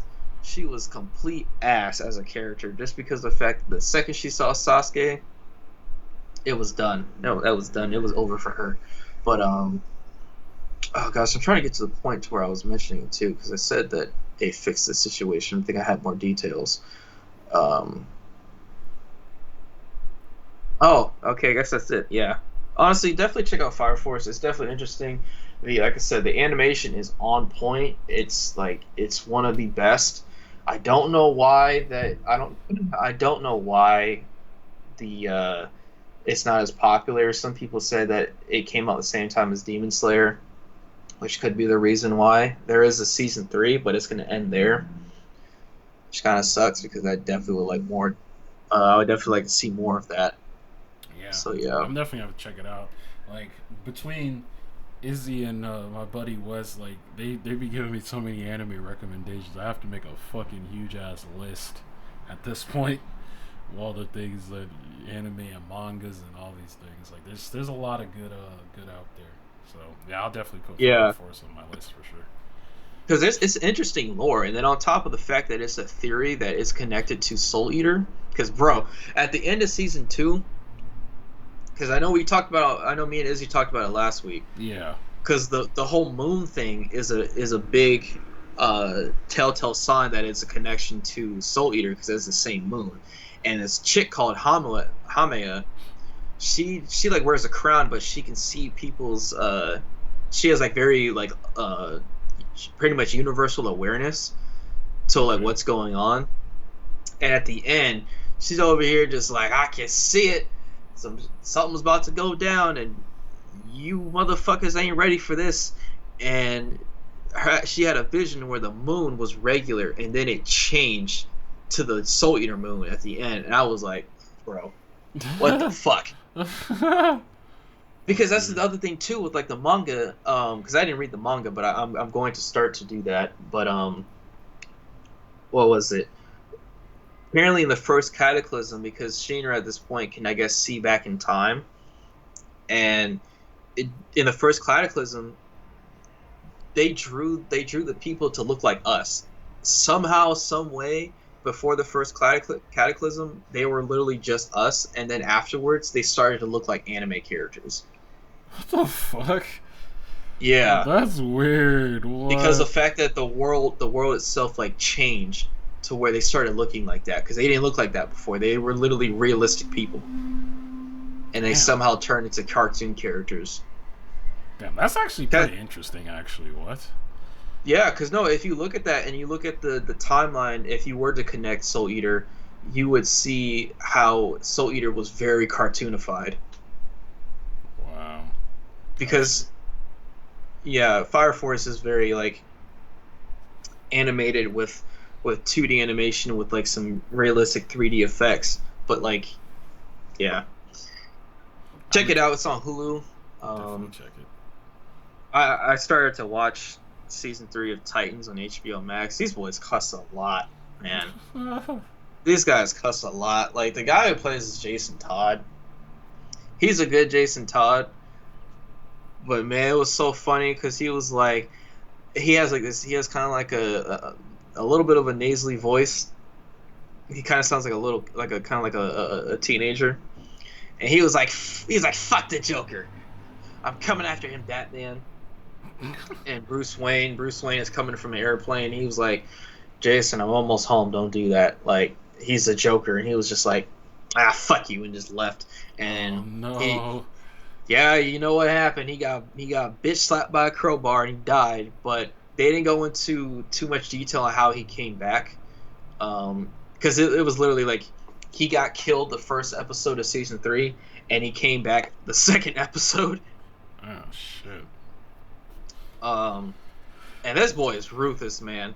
He is actually a good Jason Todd because he was pretending to be like a psychologically messed up character where he was like, I can't control my actions, bro. Like, I need your help. And he was talking to one of the Titans, and this guy named Hawk, he came over there and he was like, hey, Jason, we can talk about this, because he was gonna go originally with the intention to kill Jason because of the fact he started to cause all these bombings and stuff. Right. And he was like, yeah, Jason, we could fix this right here. And he went to this abandoned area, and he had to like kind of prove himself that he wasn't like wired or anything, or he wasn't being followed. And so Jason was like, I'm so glad you're here, bro. And then he stabbed him and then put a bomb to his chest. And then he said, now go back to your team, nigga. Yeah. And then all of a sudden the bomb was strapped to his heartbeat, and he had a limited amount of heartbeats left, because if he pretty much had like 68,000 heartbeats, so pretty much 4 hours in that time frame, and once it reaches 0 it would explode. And they gave the Titans an ultimatum, and he was like, steal money for me in gold, or I'll blow him up. I'll kill all you guys. And Dove, who was like his partner, she was just like, I'm gonna save him because he's not gonna blow up Hawk because like we're a team, and also I'm pretty sure I love him. And she went over there, right? And Jason put the bomb detonator in the gun, but she didn't know that. Oh And he was no! he's like, I got the detonator right here. All you have to do is kill me with the gun. And if you could do that, you'll win, but you're actually not gonna win. He literally told her that. He was like, you're not gonna win this situation right here. I'm just gonna tell you that right now. And Robin was trying to stop her, or Nightwing was trying to stop her from shooting, but he didn't know that that wasn't actually a detonator. He just didn't want her to kill him. So she pressed the gun, and he said, "Oh, wait a minute. Was I holding the detonator, or you?" Oh And no! this boy blew up in Wayne Manor. It was so messed up because of the fact that Crypto the dog was there. He looked, and that shit said beep beep beep, and he just looked up and said, blew up, and just Crypto was the only thing that left. White dog left him with just cinders, all charcoal like, leaving the room all sad. Because they actually were trying to trying to find a deactivator for the bomb, and Superboy was just a shy second too late. By the time he actually figured out the code, he was already blown up to smithereens. I was like, that's some cold shit. Wow. Damn, that's crazy. Yeah. Actually. Yeah, but man, these guys cuss so much. I swear to God, they say fuck every single sentence almost. I honestly hate when. Why do they do that, man? Like, I mean, it's interesting to see like a mature version of it. I mean, I like it just because of the fact that it's different. Because I'm just kind of tired of seeing the same thing. I know for a fact if there was this real life, Batman's saying fuck a lot. Yeah. Everyone's saying, but probably except for Superman and Captain America, everyone's saying get the fuck out the way. Yeah. I just mean, like, I like that, like, explicit shit, but I hate when they're trying to be explicit just to be explicit. You know what I'm trying to say? Like, I get it. You don't need to say it like every fucking sentence. Like, I mean, I just said it there, but come on. Like, yeah, we ain't no superheroes though. True. That's the thing, bro. I ain't trying to save you. I'm not saying you, but I'm just saying in general. I'm not trying to save no one. J. Cole said it best. Hey, don't save her. She don't want to be saved. No, facts. Yeah, but you're right. I think the new episode came out this week, or yesterday on Friday. So I'm definitely gonna watch that, and I'll watch Rurouni Kenshin. So wait, I did also check out. Are you only what's up? Are you only watching the third season of Titans? You didn't watch the other ones? I just didn't want to watch it just because of the fact that I pretty much have the gist about the first season and the second season. The first one was like, yeah, let's go ahead and help Raven out because, this chick's kind of crazy. And, like, it was pretty much dealing with the aftermath of Robin leaving Batman. Because Batman's fucked up. He killed the Joker in this version of Titans. Oh, shit. Because, yeah, like, this one right here, they really portrayed Batman as, like, the one that people hate the most, like like the ones where like once he's retired and old, they all come out and be like, yeah, our adopted dad was a piece of shit. Because to give context to season 3, when Jason died, Batman was already looking for new people. He was looking for new Robins. This man had a list of people he was already looking for. He was already looking for Tim Drake. He was looking for Stephanie Brown. He even saw Carrie, the one in The Dark Knight Returns. And then Dick Grayson was just like, are you serious right now? And he was like, but internally Bruce was really messed up because like one of his pretty much adopted sons died. Right. But he just couldn't verbalize that emotionally. And so he was just like, he was really messed up. But he said, do you want to be Robin again? I really need... yeah, after Jason died, because Dick Grayson didn't even get a chance to go to his funeral because he was like, what's going on with Jason's funeral? He's like, it already happened. We buried him. That's it. And he was like, yeah, do you want to be Robin again? Because I can't do this no more. Somehow he's old as hell. He kind of looks like Michael Keaton's Batman because he has like gray hair. but apparently as Batman he can still move because apparently what ended up happening, which is like, well, I'm not gonna say apparently, it did happen. He went to Arkham Asylum, got the crowbar, and beat Joker so bad that apparently he split his head in half. Damn. That's what they say. That's what they say in the actual show. Because Batman basically disappeared after that. Because Dick Grayson was in Wayne Manor, and then Bruce just came in. He said, ting ting ting, dropped that bloody crowbar and said, "Be a better Batman than me." The Joker said this is going to be the way. If he won, he would win if I killed him, and I did it. I'm tired of this shit. I'm done being Batman. See ya, and left, and disappeared. That's the whole premise of season 3. So yeah, no, I'm not gonna watch season 1 or 2 just yet, just because of the fact that I already know what season 1 is about. Yeah, I already know what season 1 is about, and season 2 kind of just is like, because like, I don't know how, but they killed off Donna Troy somehow through electricity, which doesn't make any sense. She got stabbed. She survived that, but she gets a little shock therapy, and she's dead. So. Oh, yeah. No. I was gonna say I did check out Demon Slayer, which y'all guys, you guys overhype Demon Slayer too much. It's a good anime for sure, but that shit's not like a transensual anime.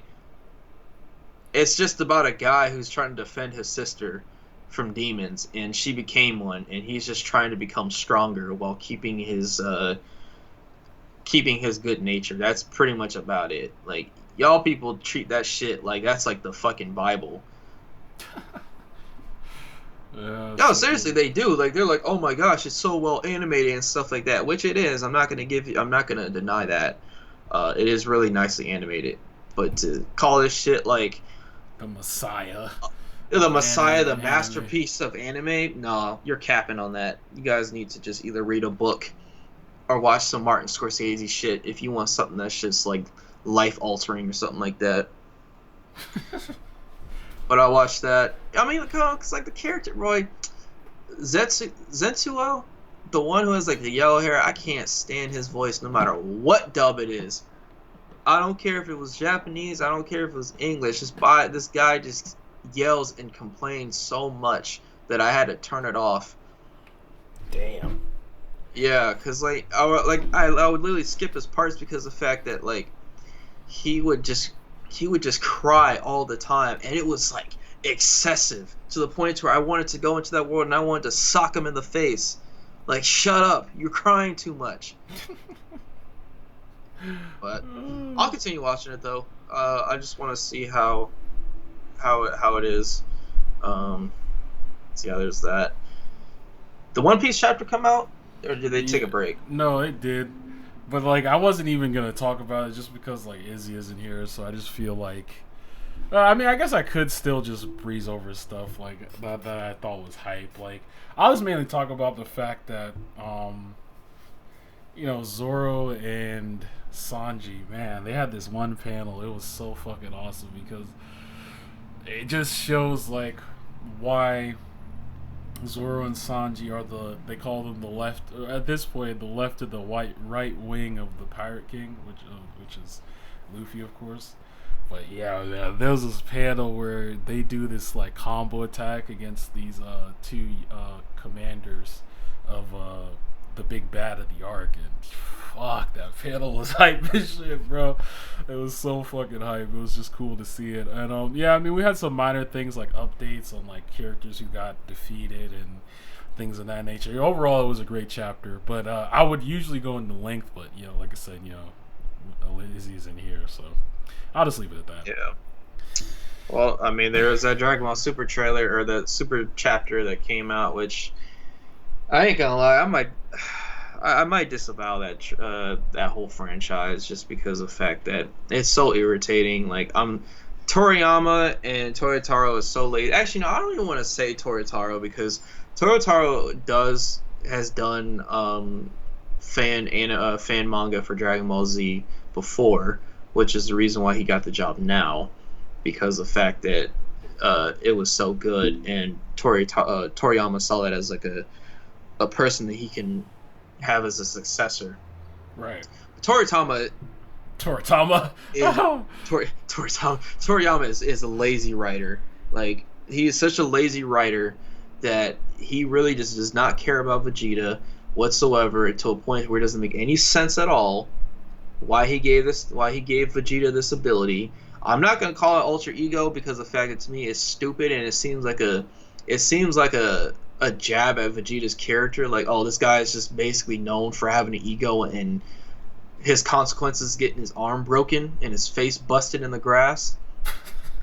I'd rather just call it instinctive conquest or destructive Prince Vegeta, because the whole alter ego thing is just stupid. I feel like they should have. I don't mind ultra ego. I feel like, because that's literally Vegeta's character, his ego. But like, I feel like I would have liked destructive instinct. That shit just, there's something ringing about that one right there.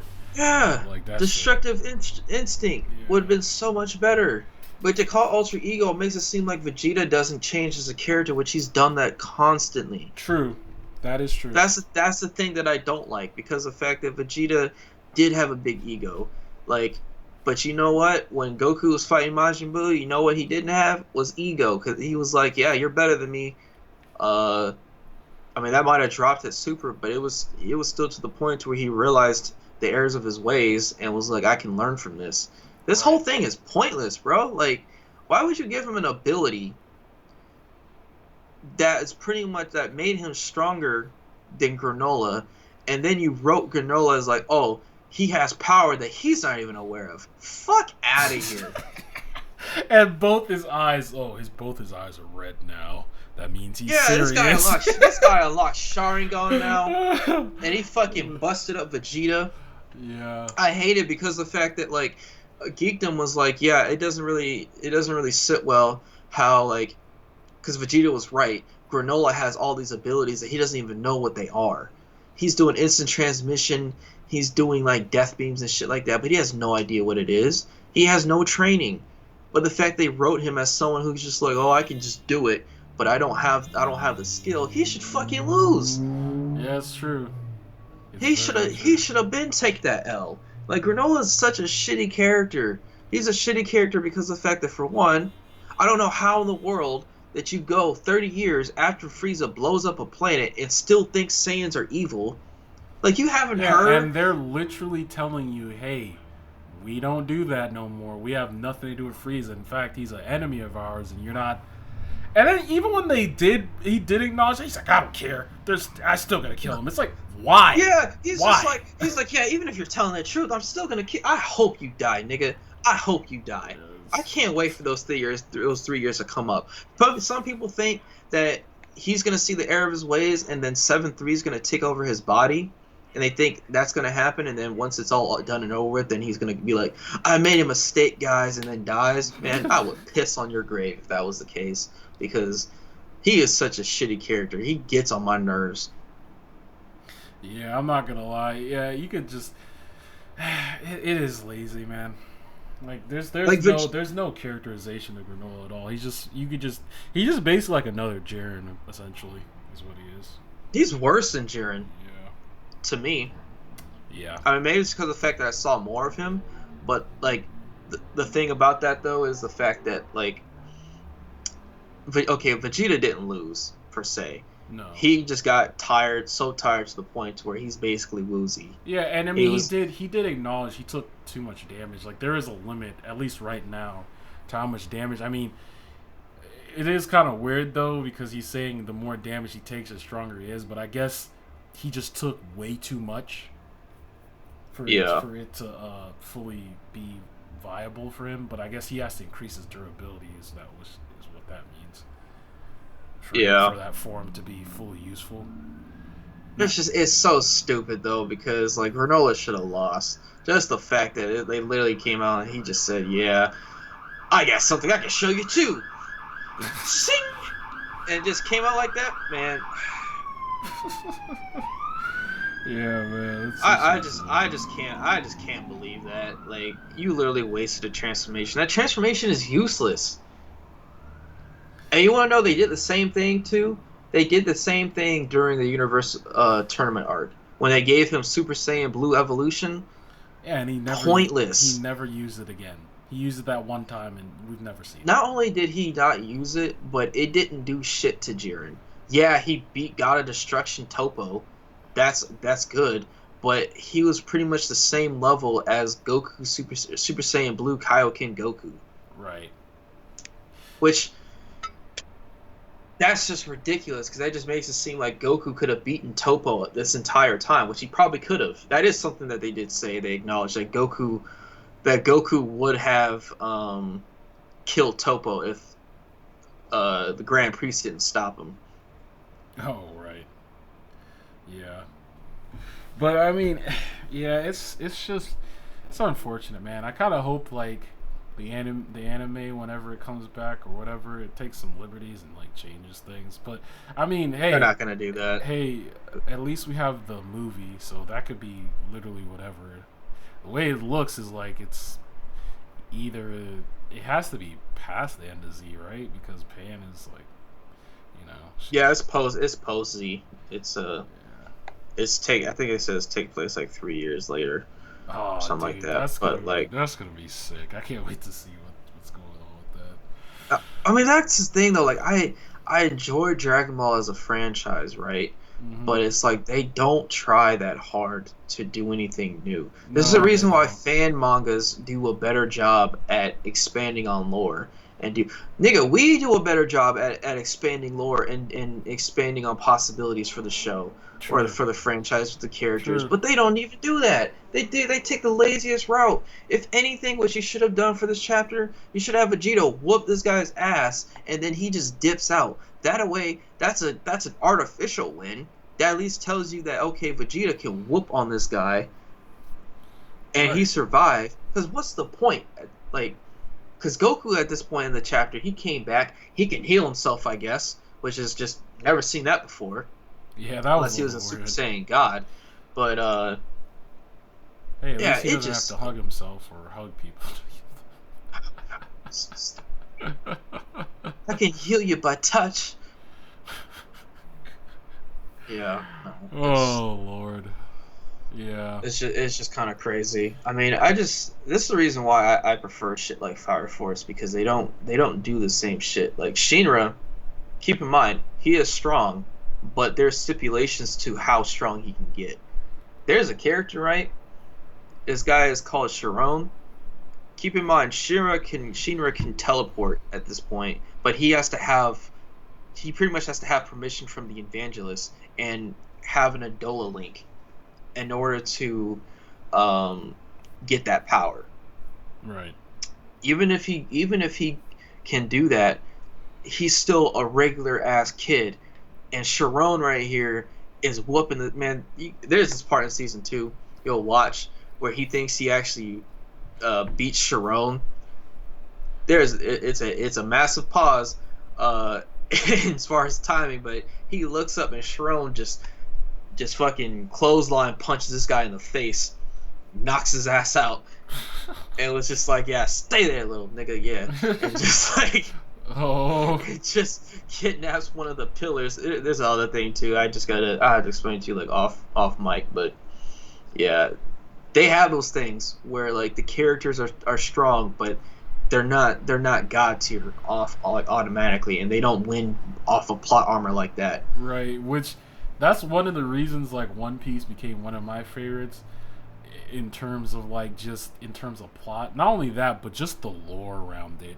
Like it completely trumps whatever Dragon Ball tries to do, which that's the sad part about Dragon Ball. There's so much lore potential that they just don't utilize. Like it's so dumb.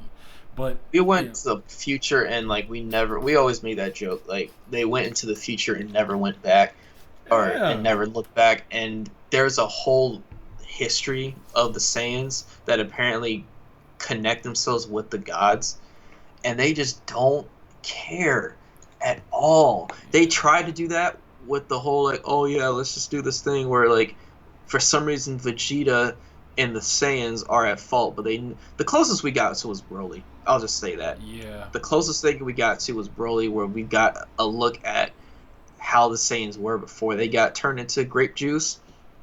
Right. But no, I still remember when we in our old YouTube channel where we were talking about how ancient Super Saiyans could have been a thing. Yeah, it's unfortunate, man. It's unfortunate. I'm still gonna watch, even if it might be begrudgingly, just because I'm a loyal fan of Dragon Ball. I have been for many years. Even if I don't necessarily like it, just to see what happens. You know what I'm saying? But yeah, to get back to like what I was gonna say about One Piece, yeah, One Piece is that same way where it's like literally like in this arc alone, Luffy lost to like the big bad like 5 times, like literally like 4 or 5 times at this point, and he's still trying to beat him.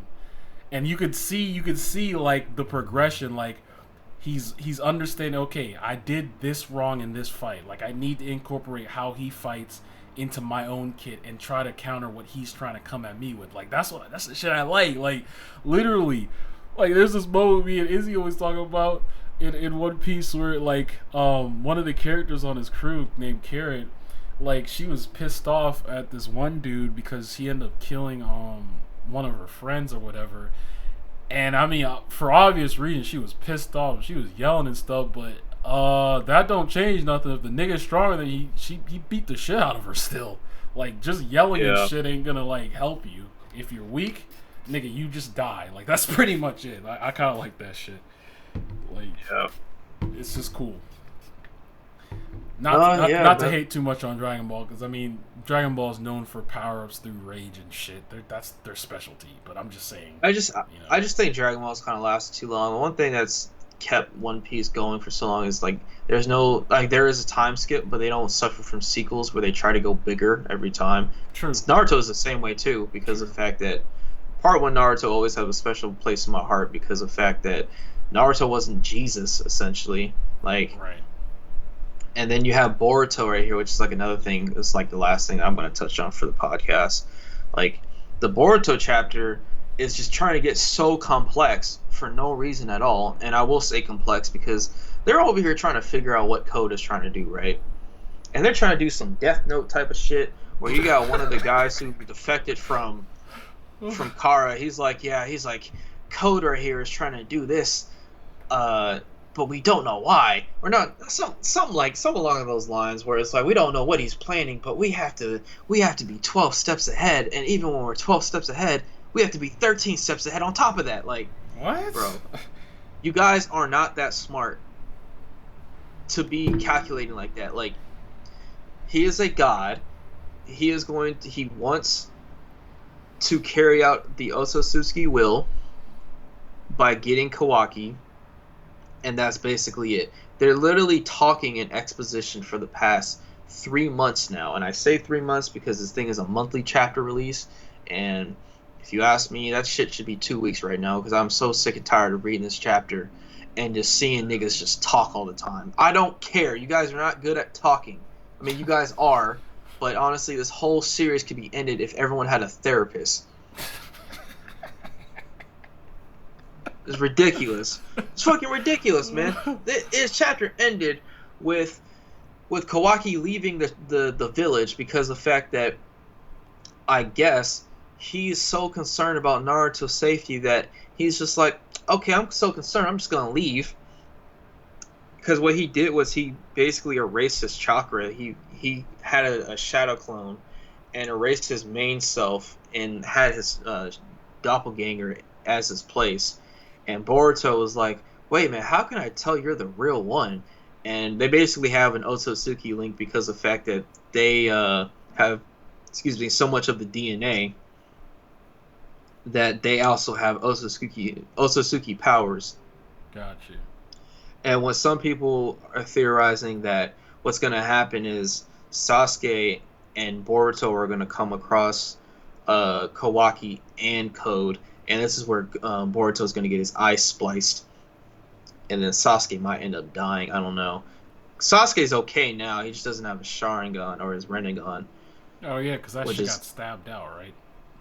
Yeah, Boruto ended up stabbing that shit, which it's like they don't address that shit at all. That's the thing that I hate about That's the reason why I don't really like manga like that, is because the fact that you waste our time with exposition, like useless points of exposition, but you don't explain the things that people care about. People want to know what's going on with Sasuke's face because of the fact that he is literally like one of the only people next. Actually, not even Naruto. These guys both have a massive power disadvantage now because Naruto doesn't have Kurama anymore.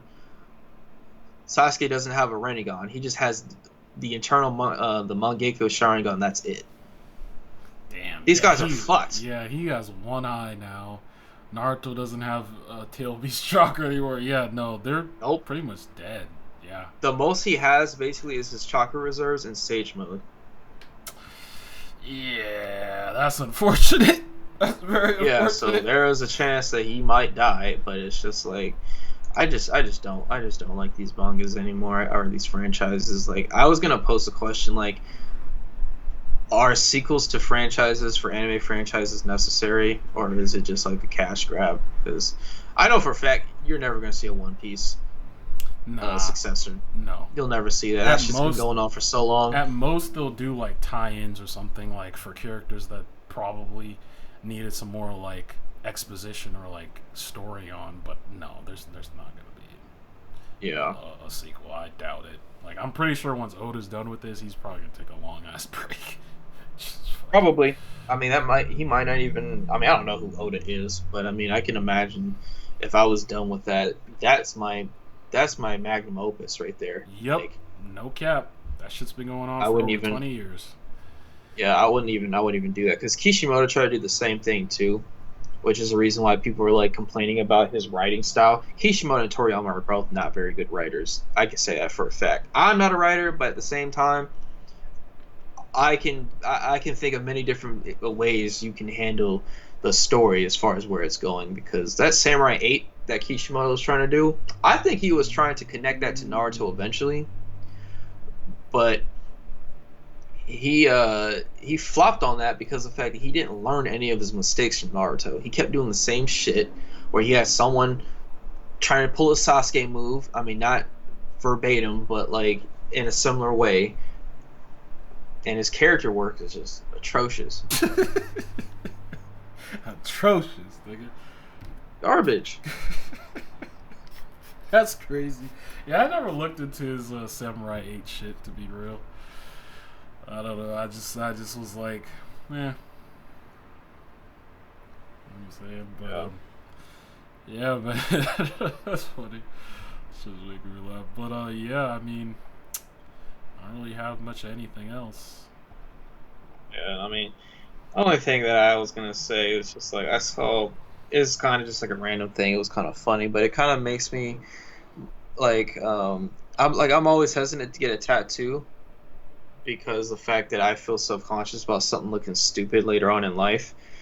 And like, I saw this one guy, he had a tattoo of Kakashi's speech. You remember when he was like, if you abandon your friends, you're scum. Or if you fail the mission, you're scum. But if you abandon your friends, you're worse than scum. This guy had a tattoo of it on his arm, and the shit looks so awful because the fact that he wrote the E's like they were 3 dash lines, and then it wasn't even lined up properly. I just can't imagine me waking up as an 80-year-old man, a geriatric fuck, having that stupid ass tattoo on my arm. Like, I'd probably purposely lose my arm for that because it just looks so stupid.